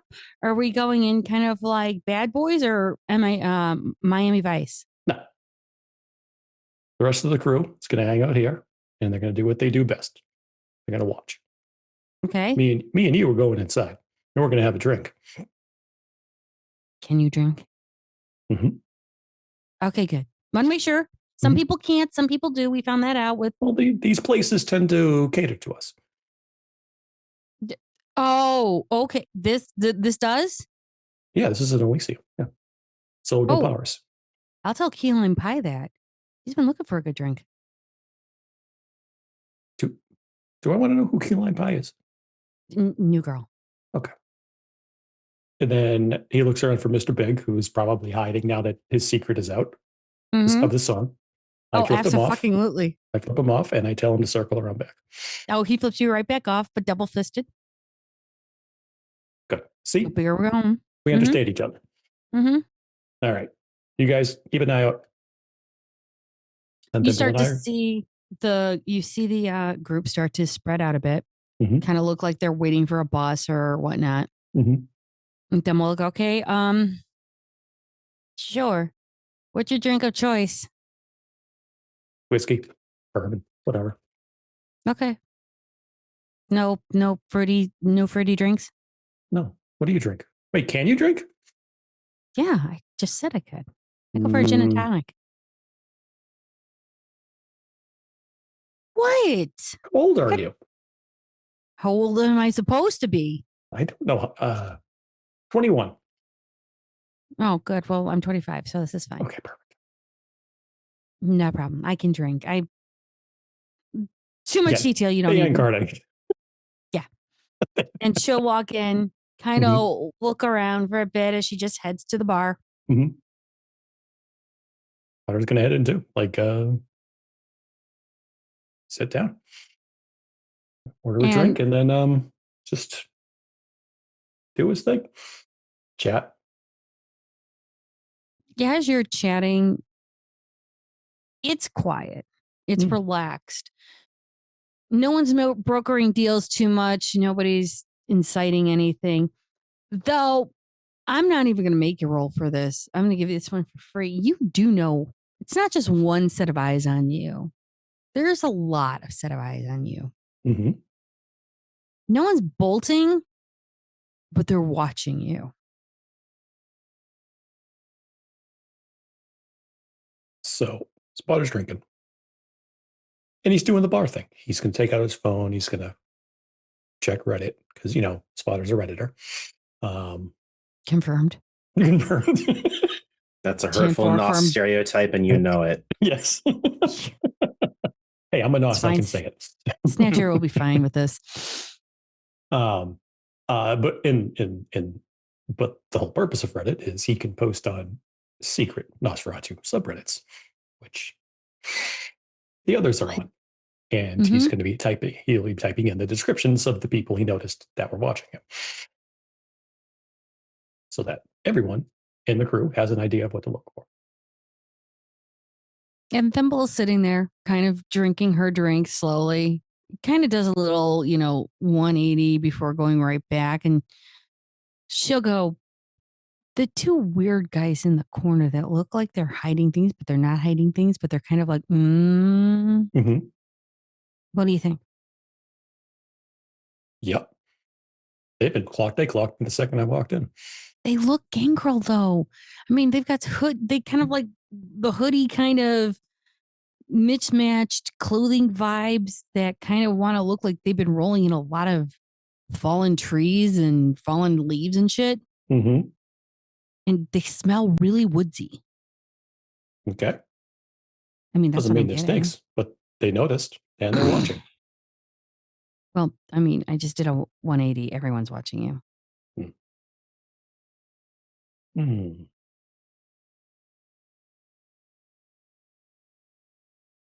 Do I go over there or are we just waiting for them to leave? No. Tonight's lesson is how to do things wrong. Spotter's going to turn around in his chair. He's like, all right, which one of you nosy Nancy's wants to buy me a drink?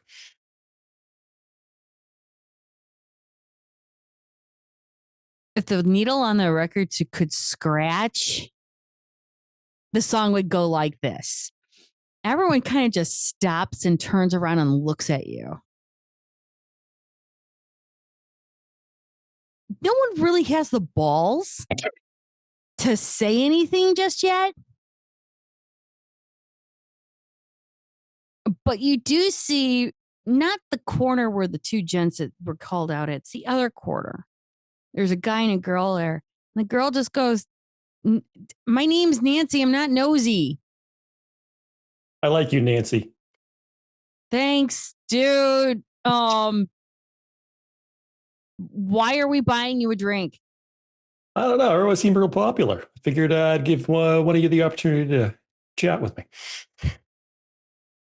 About? Do you see this? I don't tell my secrets out loud. Do you see this? We all know who you are. Exactly. So if you want to talk, come over, buy me a drink. She looks to her friend. She pulls out a coin. She flips it. Damn it. Gets up. She walks over. Fine. What do you want? For a drink, that is. Oh, bourbon. Just bourbon? Yeah, fancy? Bartender will figure something out. I ain't fancy. I mean, the threads you're wearing are fancy. No. I have an army coat on. Yeah, it doesn't mean it's not fancy. Nah. Enough about Okay, this. fine. All right. So.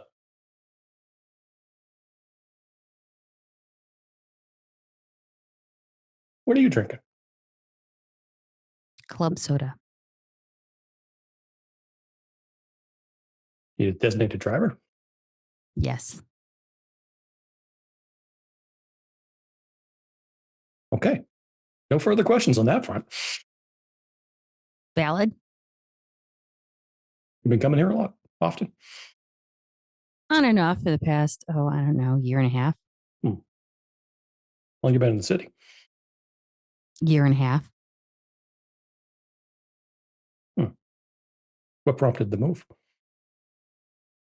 LA was on fire.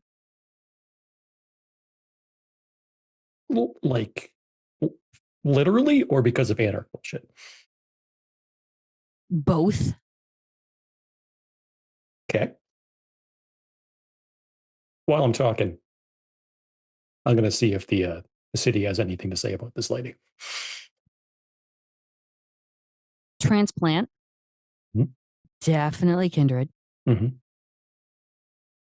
She's keeping it cool, keeping it kind of chill. Mm-hmm. Still So- trying to figure it out. She's confused. Who isn't? Okay. You notice anybody new? All the time. I In mean, here? here? Mm. Yes and no. Okay. Some people come, some people go. Repeat business is not bad, but you wonder. Hmm.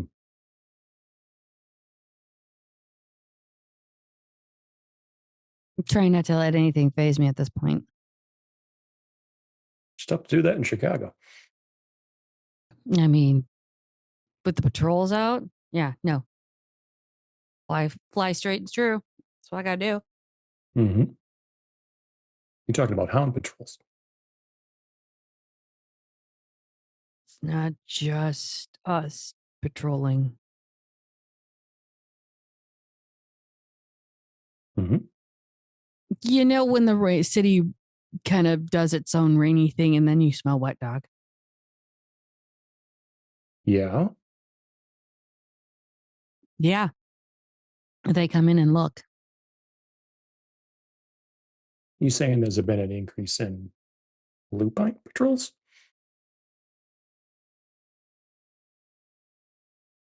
Huh. Wet dog smells like wet dog. Huh. All right. What's insight? Go for it.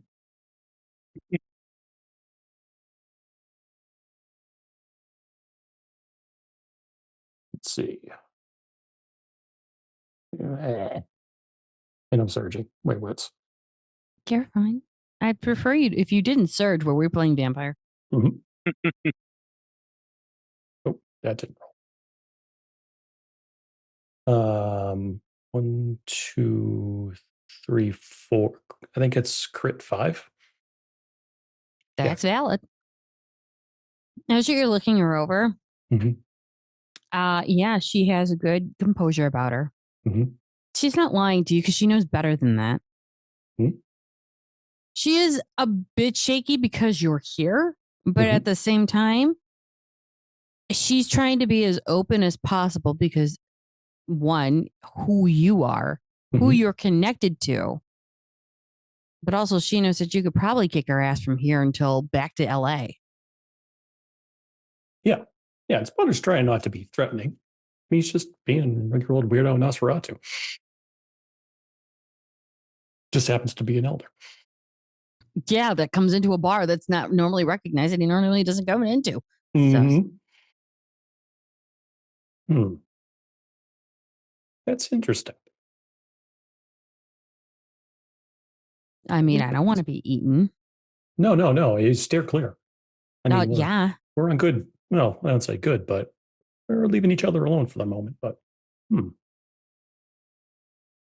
Look, I just drive people here, send them home. Kind of So like, that free service of driving when yeah. you've gotten a little, well, people pay for that.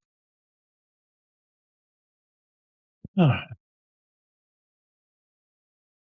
Okay. Why you want to know the clientele?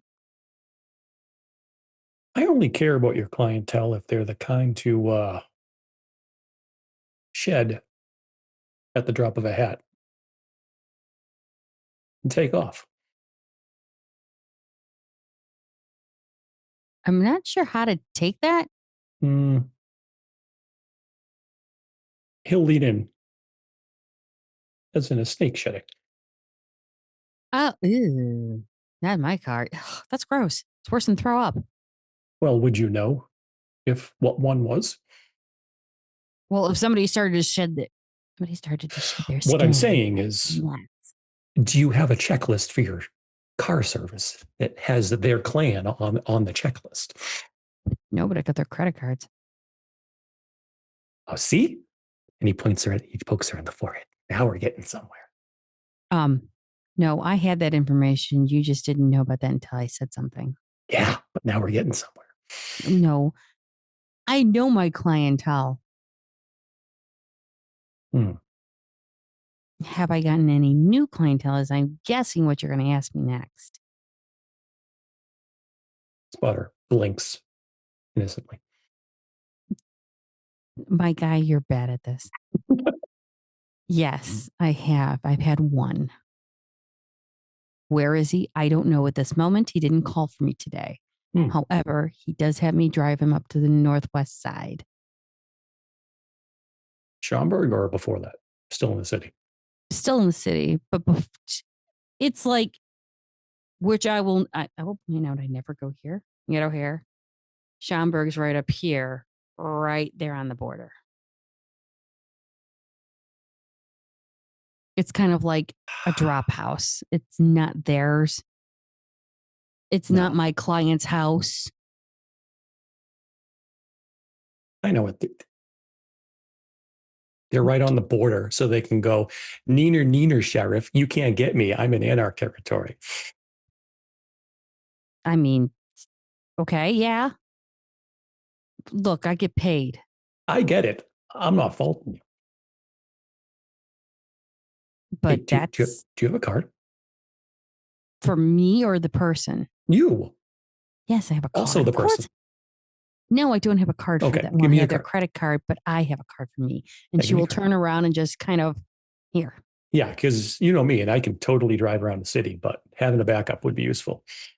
Right. Do you drive? What? Yeah, of course. I told you I drive, didn't I? No, you didn't. Just now. Oh. It's not like that one guy that people know that associate with you. They kind of does the loopy driving up and down, and I don't know who you're talking about. That must be a different friend of mine. He's a sharpshooter, dude.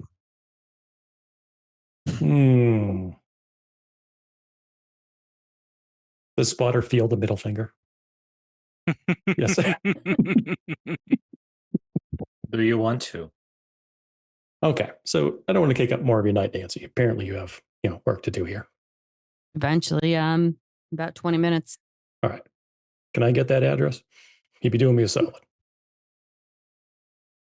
A solid as in a small balloon?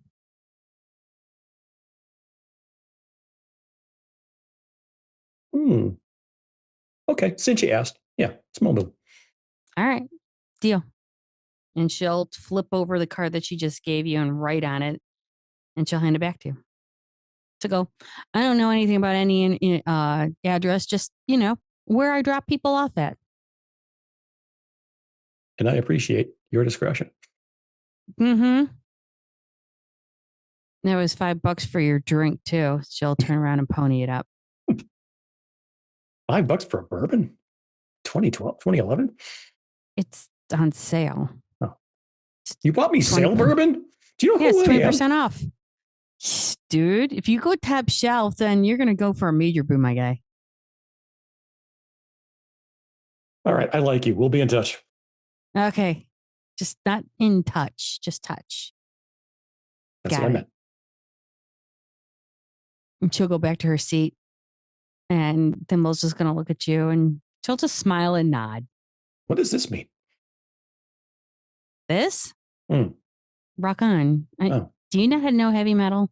No, that's stupid. No, I listen to real music. Oh, what music do you listen to? Jazz. Oh, Jesus Christ, Dad. Get out of the 40s. Oh, fuck. I know where we're going next. And he grabs her by the collar and drags her out of the Elysium. Get down! Goddamn! And we go to a jazz club with all of them. Oh, fuck. Well, Spotter's dragging a whole 10 baby Nosferatu. We head over to Magnus, Taylor, and Bastion because I can't think of a better transition. This is fine. All right. I take it you arranged for like a delivery truck to bring this thing. Yes, it's a life size. Like at the loading dock behind Subterranean. It makes sense, doesn't it? Yeah. So Bastion is there with a covered statue. Okay. And it's a very clean sheet. And the statue is almost his size. Not that tall, but still. And he's with his arms crossed, waiting for the two of you. And we come out, and Taylor actually has a dolly, which is like to take it inside, the wheeled cart type thing. So she has that ready with straps and things to strap the statue to it. Sure. Bastion helps you clearly put that thing in. And as we are entering, goes, all right, so it took me a while, especially because most of what I had was, few 100 million years old memories? Yeah. So, yeah.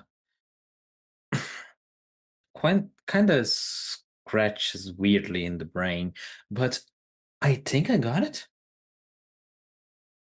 So, where are we going with this? I would like to make it down. Oh, sure. All right.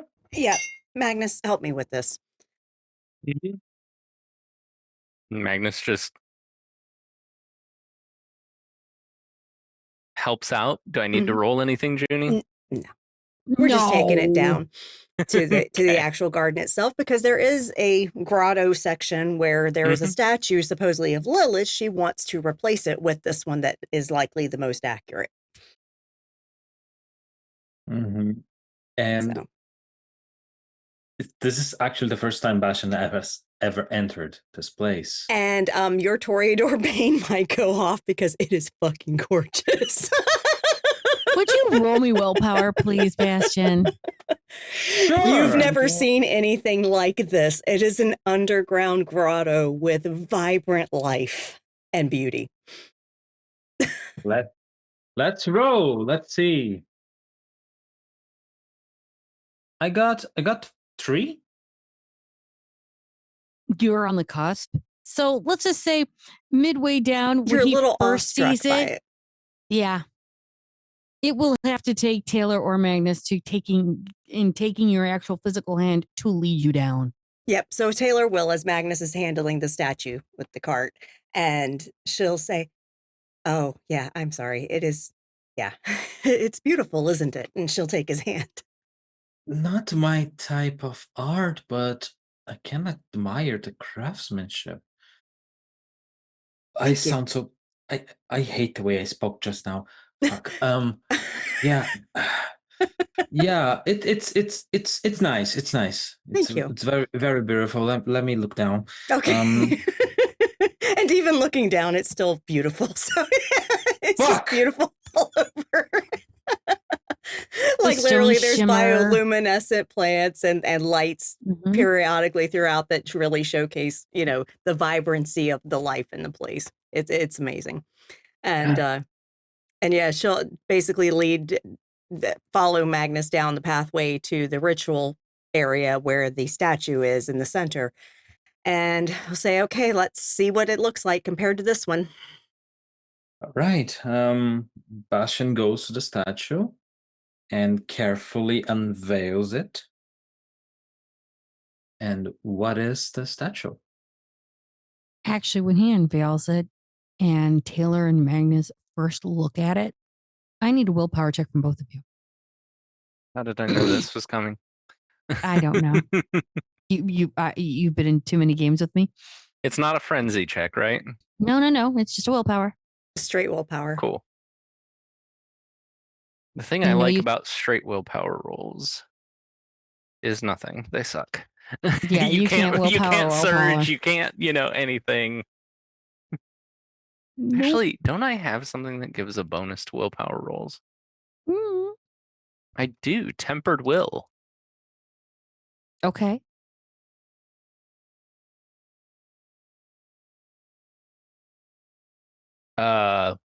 Okay, that's a 1, 2, 3. I got 5 with a 6. crit. Nice. I got 6 no crit. When you look at this statue, being that Mama's got the crit, I'm going to give it to you. You both don't just stand there in complete and utter amazement. You are awestruck. You are looking at the mother. You are looking literally at what Lilith was, with Bastion's 12 crit in actually making this statue. You are looking at what Lilith looked like. You are not going to go into a complete and utter catatonic state of, oh my God. Oh no, I think this has triggered Taylor to literally start getting in close and going around all sides.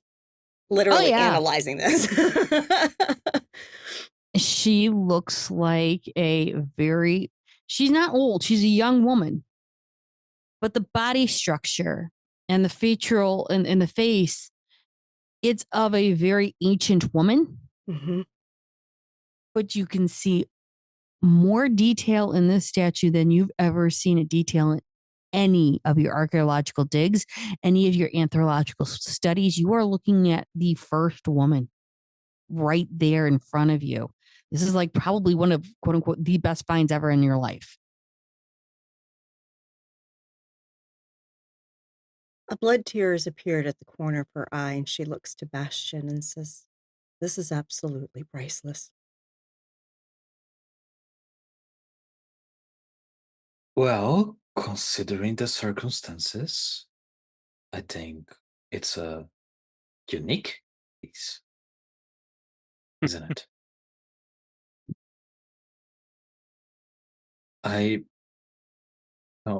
I'll be honest. I have no idea what to ask for in return. Name it.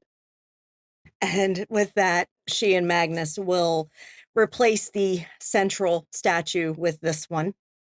And we will wrap up the former statue, put it back on the cart, because what she'll do is end up delivering it to either Edith or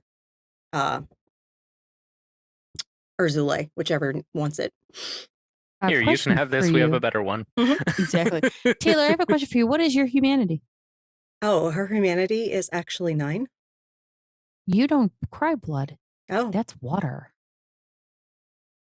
That is actual tears that you're tearing up with. and she wipes. Oh, that's new.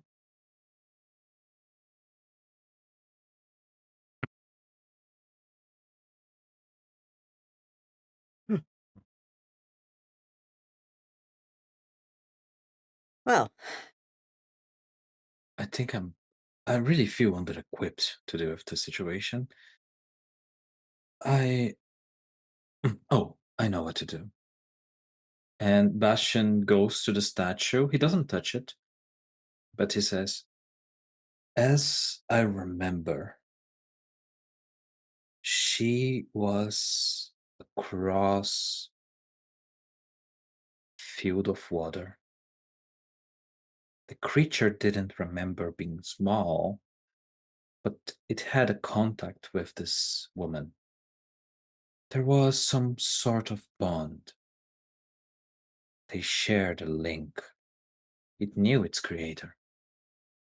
Its creator knew what it had done. And it sent this creature into deep, deep waters. I'm not sure about your dogma, the way that you see things. I'm not even sure what this means. As a whole, it's downright impossible by our calculations, but I have the image in front of me, and I can attest this is as close as I can remember. Can I ask you something, Bastion? Of course, of course. What color were her eyes and her skin? She was dark skinned, but her eyes. Do I remember her eyes, Doctor? Yeah, you do.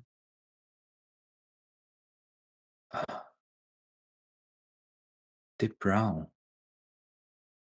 like the earth.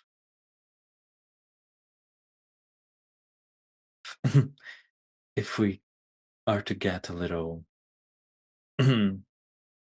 Old Testament, I could say a woman risen from clay wouldn't be a terrible description.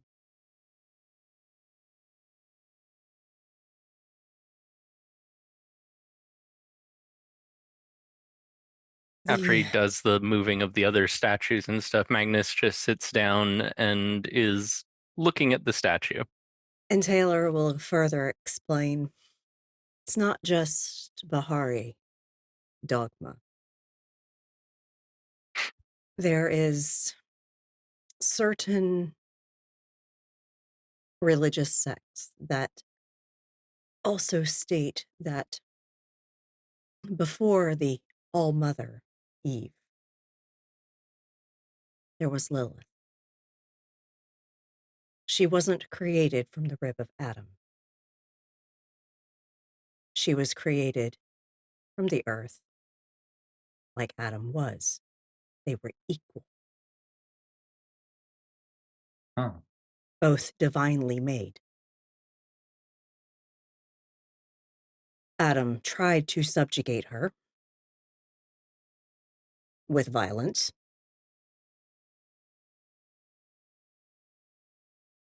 And in that violence, she called out to her creator. The Bahari version is that she ascended to his side.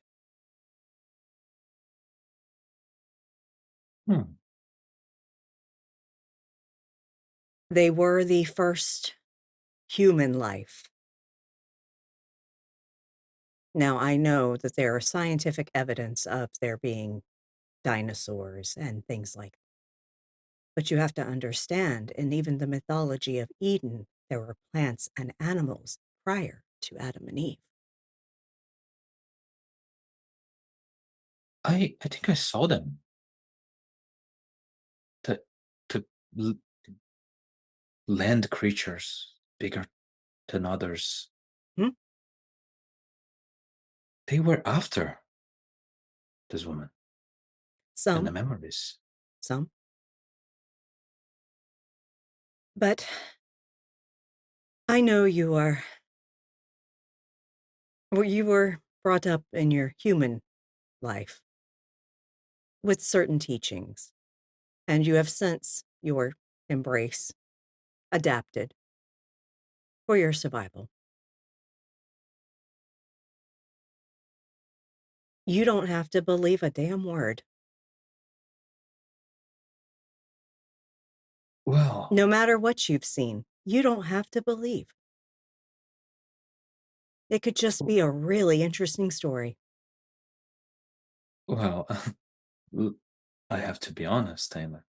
It's less about believing and more about organizing the memories I now have. It's stupid to say that I do not believe this face was real.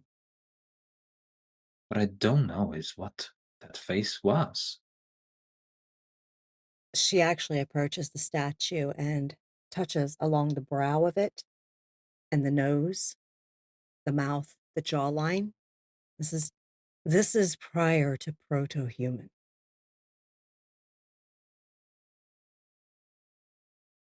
Hmm. This is prior to the earliest remains anyone has ever found.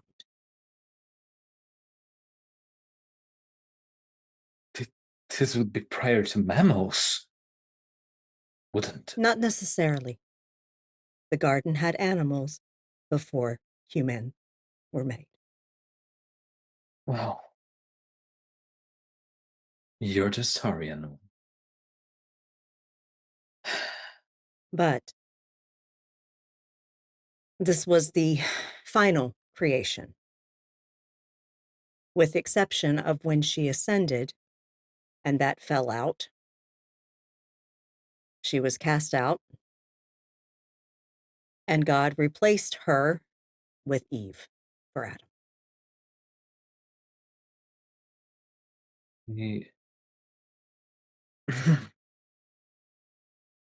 It's so weird. I am transported to both that moment and my childhood listening to the priest in the church. Well, again, not that I'm saying that what your whole thing, he looks at Magnus' whole thing as well. I'm not saying that's not valid or anything like that. Oh, we understand. It just doesn't sit right in my mind. I might be too dumb for it, I don't know. But No, Bastion, and she will actually stick an arm through yours as she starts to escort you out. It's perfectly fine. It's not for everybody. yeah. Well, While they're walking out, oh, sorry, if you want to say something, go ahead. Just Bastion is simply going to say, well, I don't know what I'm going to ask in return, so let's call it a boon. Certainly. I owe you one. All right. Eventually, I'll get something. Yeah. Perhaps. Maybe you'll need me to dig something up. Who knows? Yeah. And she'll escort you out and back out. so while they're walking out, Magnus has been sitting and looking at this statue, particularly at the face, and just using what Bastion said about her eye color and her skin color, building a mental image of what she would have looked like in life. And then he just whispers, Lilith, Lilith, Lilith, Oh, while John on a picturing cracker. her face Okay. with the intention to communicate. By the way, I rolled a willpower on the building a mental image, and I got 4 successes on it, so...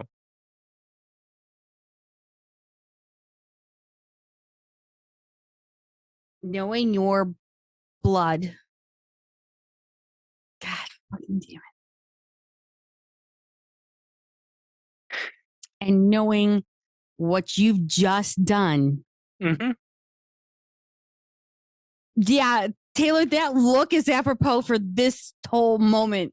Yeah, because literally that I'm sitting here thinking as a player, like, did he just fucking destroy everything Taylor just built? No, he did not destroy anything. No, he did. He's not doing this just on impulse. And he knows he's doing this with the belief that what he has learned about Lilith from the Bahari teachings is true. And if it is, even if she gets upset with him for doing this, she would not take that out on the garden. That is true. It's like he thought about this. He did put some thought into this, and it was just like, if there are any bad side effects, I'll be the one to eat them. It won't be on anyone else, because I'm the one who did something stupid. So, boy howdy. As you look at her, and as you use your contain blood and say her name 3 times,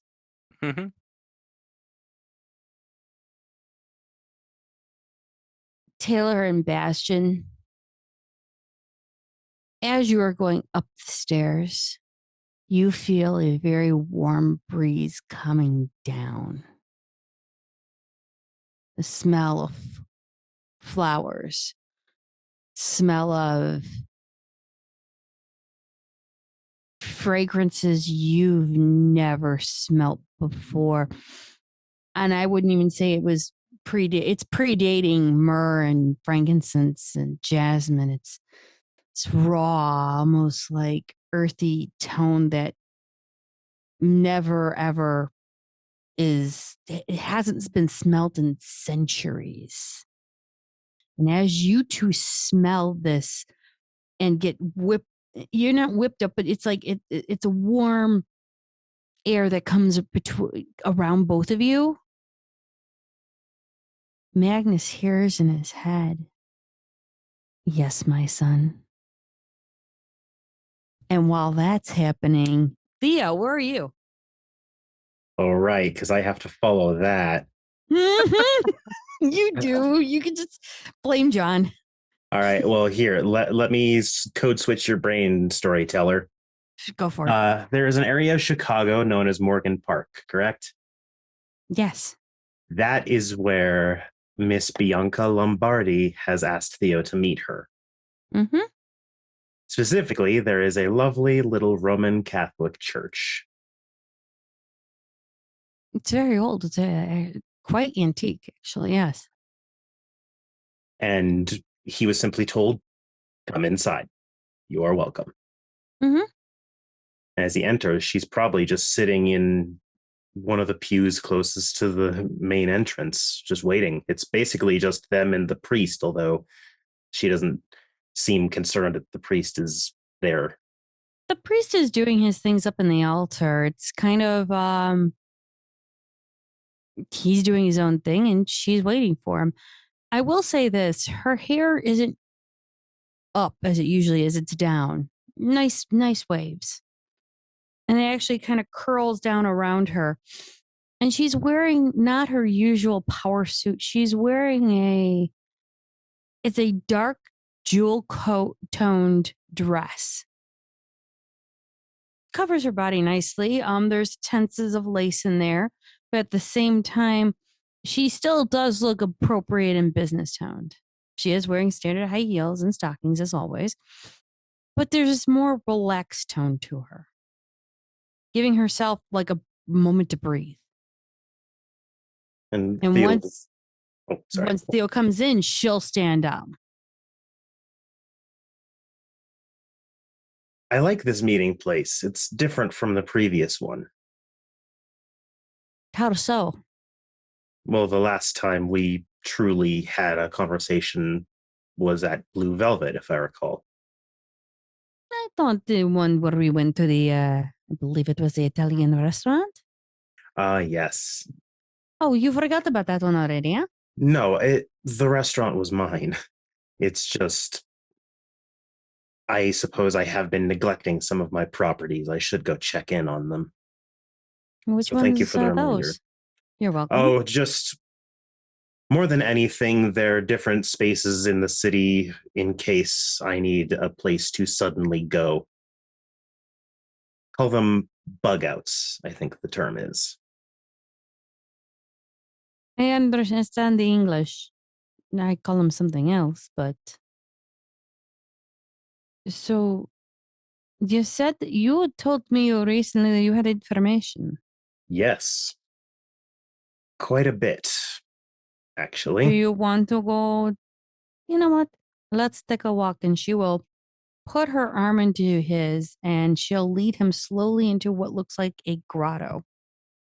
Without realizing it, he also, with her arm in his, will subconsciously rest his hand on hers as they walk. Okay. He does not realize he's done it. That's fair. And she's not going to point it out. It starts, as most problems do in this city, with snakes. Yes, I remember you telling me about this. It's not just the brown snakes now. They're moving out into other breeds and varieties. So I think soon it will just be a mixture of any snake you come across. This makes very good sense. It was weird. We had the cobra show up in the down part of where I introduced you to my, shall we say, compatriots. Just one? One cobra is always more than one needs. And it means that they're not just using the local serpents either. No. Something to keep in mind. So thank you for that little tidbit. Next is this, and Theo will set out once again the deconstructed pill. Do you recognize this in any way? It is not the same drug that was responsible for your child's death and disappearance. This is something new. And frankly, I think a different kind of concerning from what Ash would be. And what would that be? This is meant to heighten addiction and then foster a dependence to the point where it chemically alters one so that not taking it is the true problem. Not too shocking for certain drugs. The problem is the heightened dependence. Sedite sorcery. I've all but had it confirmed at this point. Makes sense now. She'll hand it back. And he I haven't stows seen it. that one per se, but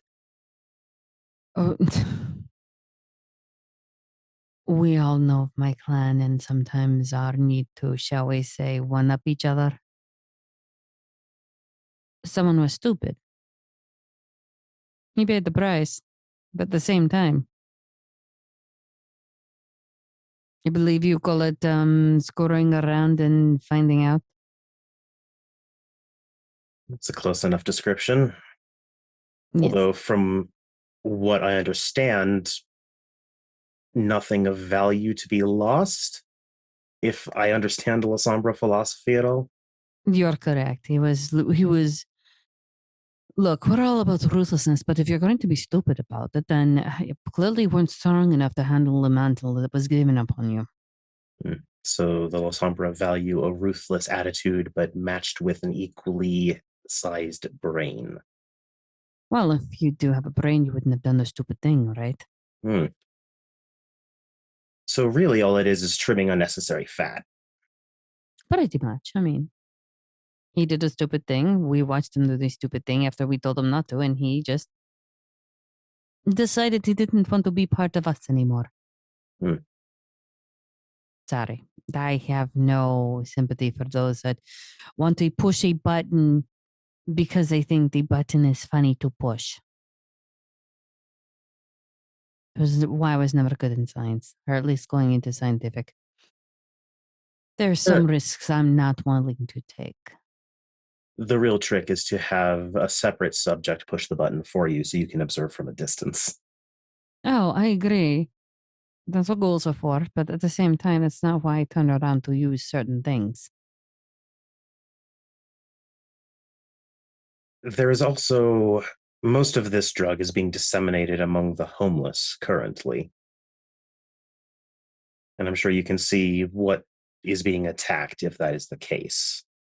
Well, naturally, the Nosferatu, the Gangrel, and probably either the Malkavians or some of the Bruja. Though I would say mostly the Nosferatu because you probably have one of the biggest sizes and populace of the Nosferatu here. And at the same point, how do you find out how much a population it is? You can't figure that out until you start counting the bodies that drop. And I'm sure there will be outliers. The drug will find its way to those who are not homeless and are in some sort of party scene or what have you. Well, poisoning the well, of course, because if you can't get one clan, why not get them all? And So I'm careful in what I do, where I eat from. And at some point, I'm certain I will have to consult with others who have magic practices that are different from mine. And I suppose I've heard rumors about your clan. And which rumors are those, Dr. Smith? A magic all its own. And Theo will actually, his eyes shift and glance down, and it's clear to her that he's looking at just a random shadow on the ground. She smirks. You're talking about the Oblivion? I don't know much of it. I only know what little I've heard. I'm more wondering if it is a magic that, while not taught, I would not ask to learn it. I think your clan would try to murder me if I tried. I wouldn't teach you with a death sentence. At what point, I have to ask myself, would they be able to help? Because it's a magic that is so alien compared to mine. Mine, I understand. I know its intricacies. I can develop from it. But from what I understand, whatever mysticism the Losombras employ doesn't truly utilize blood, not in the way that my practice does. So I don't know if it's an avenue that could yield results on any of this. So I suppose I'm asking if you even know or are capable of such. One never plays their hand in front of everyone. I can look at it if you want. But when we look into the abyss, just make sure that the abyss isn't looking back because its eyes are very terrifying. If you want me to look, I will. I will not do it here. Of course not.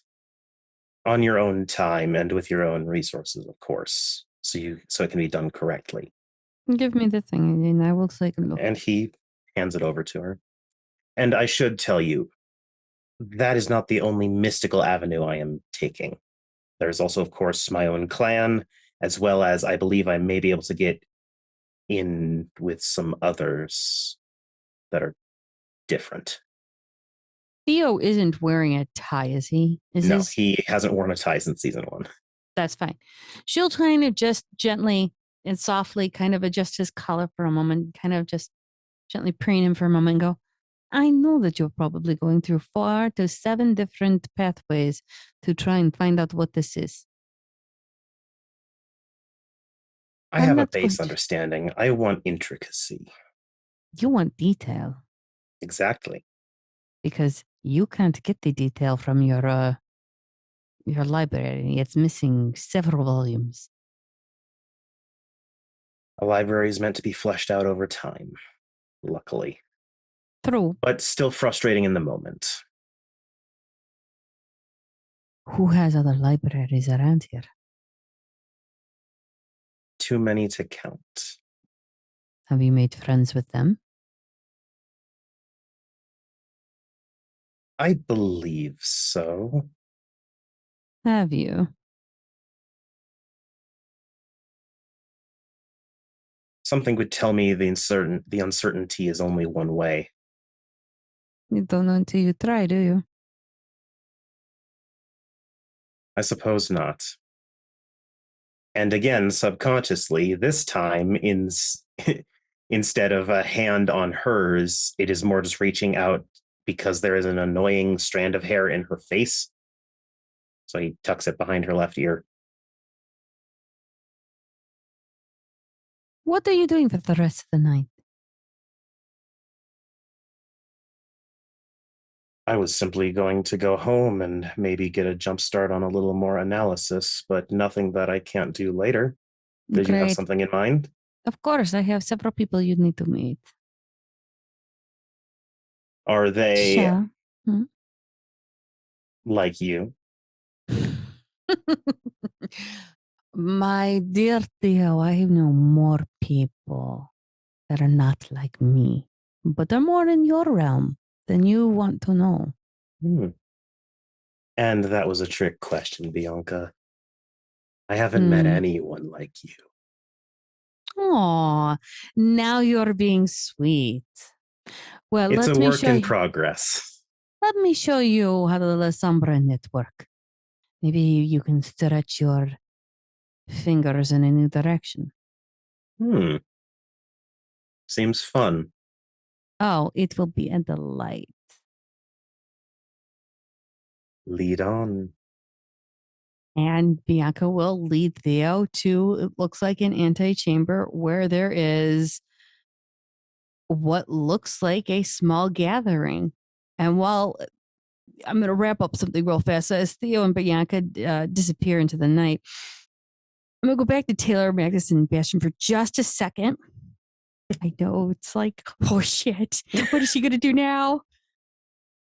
I'm going to say when Dr. Sanchez, when you hear that, yes, my son, that statue moves for a moment. You see it.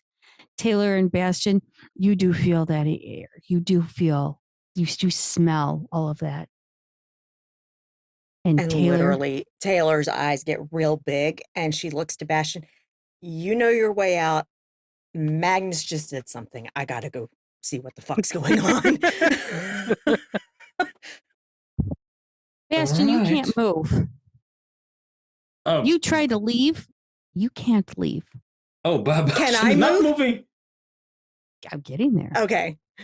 As Taylor says that to Bastion, both of you hear, I want to talk to both of my children. And now we'll exit the scene and the session.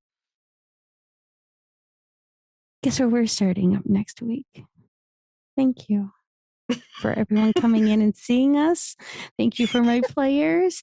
And I think I may or may not have given two Bahari and a Toreador, maybe a gentle, introspective crisis. Yeah. I was there to deliver a statue. That was You it. delivered a miracle. It was a commission. I didn't even get paid yet. All I have to Stop say touching is everything. blame the canteen who decided to say Lilith 3 times and truly deeply believe he was calling to Lilith. The Thank Fey you. blood echoed so perfectly. Jesus. Bashan is about to go on a Okay, rampage. I'm just gonna. I already put this in the cast chat, but like, Magnus is someone who believes when he believes something, he believes it. He believes in the teachings of the Bahari, including what they say about Lilith. So when he knows, because he grew up Canaan with his mother, teaching him until she died about all the things that means, including the power of image, intention, names, and the rule of 3. He was just like, I have the image. I literally have it. Like, he wouldn't have tried this with a regular statue. But this was a statue Bastion made from a memory he got from a creature that said it was created by Lilith. Bashan's not So buying your shit anymore.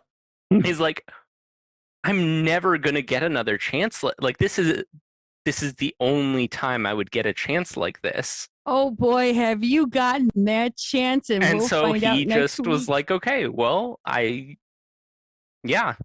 Like, why would you not? You have a chance to speak to the founder of your faith. Why would you not take that? And people say vampires can't use arts. Mama, take us One of the things he knows is that naming is an art, but also just names have power even without the art. They do. Oh God. All right. Well, thank you everyone for joining us tonight. Do join us on the Discord. That is where we hang out when we are not streaming. And it's also where we post casting calls for our games. And there is currently an open and ongoing casting call for guests for Call of Cthulhu 70, London Esoteric Society. And today they had a guest. Cirque Lunicus was a guest on Call of Cthulhu. So that game streams at 3 p.m. Eastern on Saturdays. Do join the Discord and check out the casting couch if you're interested in guesting in Call of Cthulhu, because guests often do return, y'all. They do. It can be a recurring role if you like it. Permanent. All right. And then, of course, we do have our back episodes on YouTube. Check out the McStabber Studios YouTube. We have over 6 years of TTRPG and World of Darkness content for you to peruse at your leisure. And you can also check out the London Esoteric Society YouTube. That is where Tiss, our GM and keeper for Call of Cthulhu, posts her content. She has D&D 5e and Call of Cthulhu on there, as well as a variety of other games that she has done mini-series and one-shots of. So check out her content there. And of course, we have amazing friends that also do streaming on their own channels beyond playing stuff with us. Jenny Von Esch, what you got going on? Oh gosh, well, I did a lot of things with a star blanket today, but normally I make small amigurumis, potion bottles that are dice bags, which I have to finish tomorrow, and other things. But if you don't find me there, you can find me on Ravenous Archons. If you don't see me on Ravenous Archons, you will see me definitely here, but check the Discords because it will always tell us when we go live. Yep, because all the friends listed in Twitch chat are announced on our Discord when they go live, so you can show them some support. Yep, and Ravenous Archon, right now he is on break, on a little hiatus due to lifing, but he does stream multiple nights a week, various TTRPGs that are not D&D.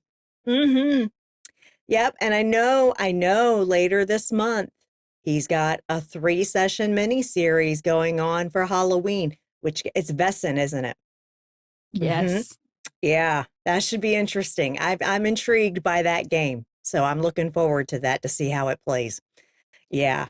And of course, Mischievous Red, she does do some gaming and arts and craftsy type stuff on her channel, usually on Sundays when life allows her to stream, and you can check her out at her channel. And then DM Daddy RPG is where Jen of Thieves and her husband play TTRPGs and run them on their own channel, as well as she plays with us. And then Psychoshire, who is in our Friday night game, does stream video games on her channel multiple nights a week. You can check her out. And then if you would like to support the amazing cast and crew here, that's okay. I'll do merch after support. Okay, I got you. I'm doing that too. Hold on. Sorry, my bad. You're fine. I did it in different order. My bad. So if you would like to support the amazing cast here at this table, show your biddies, y'all.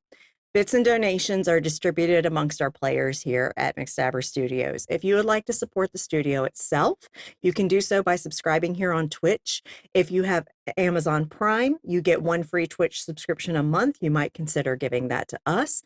Otherwise, if you don't want Twitch to take half, use an ad blocker and you can donate to my Ko-fi page, McStabber Studios Ko-fi page. They don't take half, y'all. Buy mama a coffee. I'm exhausted all the time. Okay. Buy me a drinky because, you know, sometimes I need that too because stress is a bitch. But anyway, but if you are unable or unwilling to financially support, totally valid. You can do so for free by going to our YouTube and subscribing to the channels and also liking and commenting on the video content that you are watching. Okay, that teaches the YouTube algorithm that our content's engaging and it will boost us out in search rankings and also to front pages on YouTube for people that watch content like ours. It'll be a suggested video for them. Okay, so literally that's a free way to support us, and we appreciate all that do, because we have gotten most of our community members actually from the videos on YouTube. That has been our biggest draw of people joining us in our community. For real. They watch the YouTube, they join the Discord, then they get announced on the Discord when we're live, and they'll pop into Twitch and see us live. You know, so that's how that happens. So we appreciate all that do engage with the YouTube. Okay, it helps a lot. And of course, merch. If you want to see McStabber Studios merch, and we have some things that are rated adult, you need to make sure you click on the Zazzle link that's in chat and make sure you are signed into an account that you have set to be able to see all items, because they do have rankings on their items. And since we have some swear words on things like our Camp Wish a Motherfucker Would Camp Counselor t-shirt, you need to have it set so you can see it, because otherwise it just won't be there for you. All right. And then coming up over the next week, we have Wednesday night, no damn stream. Demon is done, y'all, for the season. Yeah, we wrapped. Friday night, 8 p.m. Eastern. It is the season finale of For Dust We Are, which is a V20 Vampire the Masquerade game that Shanky's running. 2 of the people here at this table are cast. And yeah, they're fighting a gold ram. And it's a Shanky gold ram. In V20. I'm gonna throw the gangrel at him. Yeah, gonna throw the gangrel at him. That's the smart thing to Like, do. what else are you gonna do? What else are you gonna do? Dominate it. Dominate throw the it. Tremere at it, throw them out. There's a lot of buttons they can McStabber throw. Studios in chat says they're fucked. I know, because it's a Shanky ram. Right. Okay, it's a Shanky doesn't ram. believe in fun That or fucker is hope. gonna There we be go. I've been beefcake, saying okay? for weeks now that the title is For Dust We Are, because that's what all the players are going to be by the end of the I season. know, because I'm not sure they're going to make it to season 2 at this rate. Fine, we'll just do a new cast each season, and each season that cast will get dusted by the end. I mean, And it'd the be a name will be unique chronicle. We go through Anyway. half the community by the end of that I chronicle. know, right? Fuck. That's Friday at 8 p.m. Eastern. They're wrapping their season up. And then, of course, Saturday, I believe we do have a Call of Cthulhu at 3 p.m. Eastern. And then at 8 p.m. Eastern, we are back here for Chicago Hidden City. We still have a few sessions left in our season. And Magnus just basically summoned Lilith. This is great. Yeah, I did. 110%. No, just wait. She's like, I want to talk to both my children. You guys got like $10. Got some cigarettes for me. Like it's the most casual request in existence. Yeah, so that's what we have coming up over the next week. And of course, last but not least, I'm Mom McStabber. I'm going to tell you to take care of yourself, okay? I'm a registered nurse. Take care of your mental well-being, please. It is really important. For those of us in the Northern Hemisphere, we are into fall, going steamrolling towards winter, and seasonal affective disorder is a bitch, especially wintertime seasonal affective disorder, especially on the East Coast, okay? It's really rough on the East Coast. But literally, take care of yourself. If you are struggling, get support from your support network. If you have professionals that you can get booked with to get some help, get some medications, get some counseling, whatever you need, please book those appointments and go to them. And if you are in crisis, please reach out for crisis support. In chat, there's currently a list of organizations that you can call or text 24 hours a day, 7 days a week. And if those organizations do not suit your crisis needs, or you are outside of the US, or you're doing something else other than watching our stream and you need help, please go to findahelpline.com.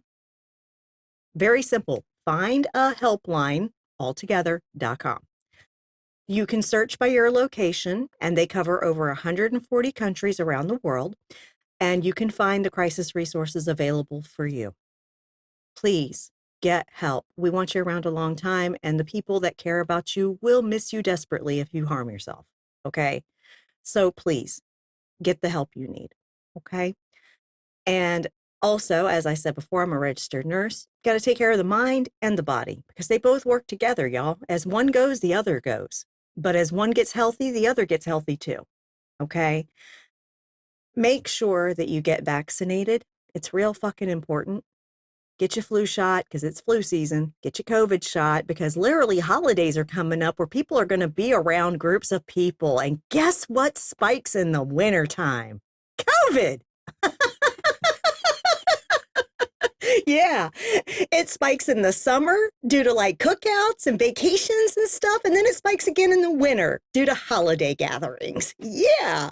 So make sure you get vaccinated because really the vaccines, both flu and COVID, neither one of them actually prevent the diseases because these diseases are viral diseases. They modify and adapt, constantly.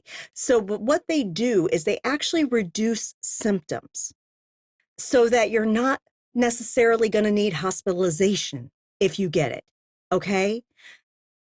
If you get the flu, it'll be shorter duration. It'll be a little less miserable for you. If you get COVID, it'll be shorter duration. It'll be like a really, really bad head cold if you're vaccinated, okay?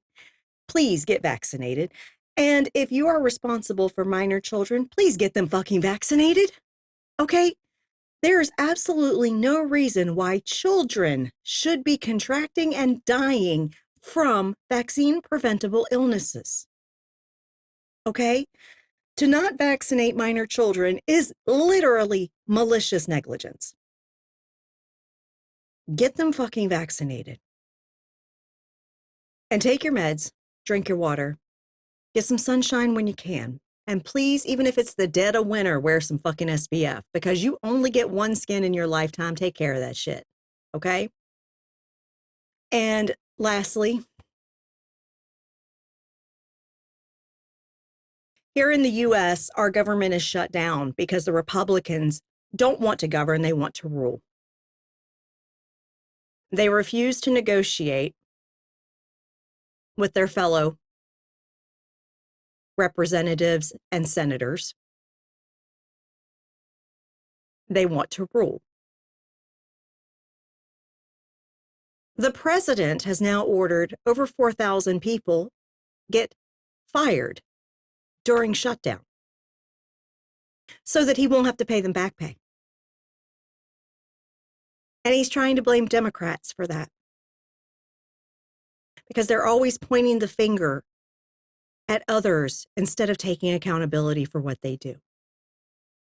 Every projection is an admission with these people. Okay? Every fucking one. Every time they talk about pedophiles and the LGBTQ, the ones screaming that are the ones that are actually the one abusing children. It's always, every accusation is a confession. Always. Literally, if you have supported fascism here in America or in other countries where it's on the rise, by voting for it, by voting for third party or minority party, knowing that they do nothing but disrupt elections. If you abstained, didn't vote because you just couldn't be bothered, it wouldn't affect you. You didn't care. Fuck off. Die in a fire, go to hell. Okay? For the rest of us, we've got to pull through this together. So look out for one another. Okay? It's going to be a long time to repair the damage. But first, we got to get through all the damage happening. Okay? If you're going to protest, please be as safe as you can. And if you are inclined to call your representatives and senators and all that and give them hell or send them nasty emails, please do so.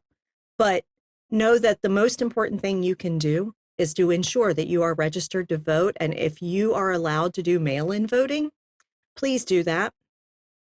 Sign up for that too, as early as you fucking can, because it's real fucking important that everybody votes in the US midterm elections next year. And I would not be surprised if Trump doesn't send his Gestapo, ICE, out to polling places. Can I say one thing real quick? Please.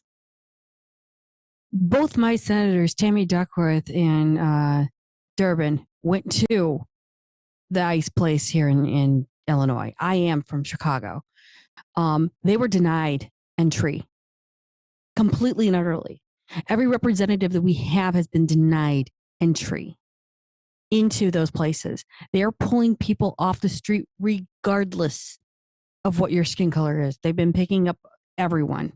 Anyone that's been photographing them, anyone that's been turning around and videotaping them, anyone that's told around. There was a lady who was shot, and they said that she rammed her car into them. They rammed into her, and they shot her. Mm-hmm. Chicago has turned around and made de-ice zones. Please, if you need to get somewhere, make sure you're in those places. The mayor has also said that if you are going into any private areas, make sure that they have no ice in there. We are trying to turn around this. We're trying to make it so that everyone is safe. I've opened up my home. I've had other people do it as well. If you have a problem, if there's something's going on, reach out. There are people that will help you and people that will do what they can to make sure that you are safe as well, you and your family. But right now, the Texas have 14-day restraining order. They cannot act and they cannot do anything here in Illinois. So utilize those 14 days. Right now, they have the state troopers in place of them right now. Just know that your rights, what you should be carrying, and making sure that you have a backup plan and an escape plan, because they are coming for us no matter what. And when they come for us, they will be coming for you too. Don't make any mistake. We are the practice. How much you They're tolerate. practicing on sanctuary cities, y'all. They practice on us. They will come for you. And make no mistake, the moment that they come for you, it's going to be way too fucking late. Mm-hmm. Thank you. And make sure if you are in California, make sure you vote yes on Prop 50. That is real fucking important because that's going to be basically gerrymandering California to offset what Texas has done. Okay? Vote yes on Prop 50. Real fucking important, y'all. Anyway, y'all have a good night. I'm saying this with all the humanitarian fucking love I've got. This shit sucks and we've just got to make it through. Y'all have a good night.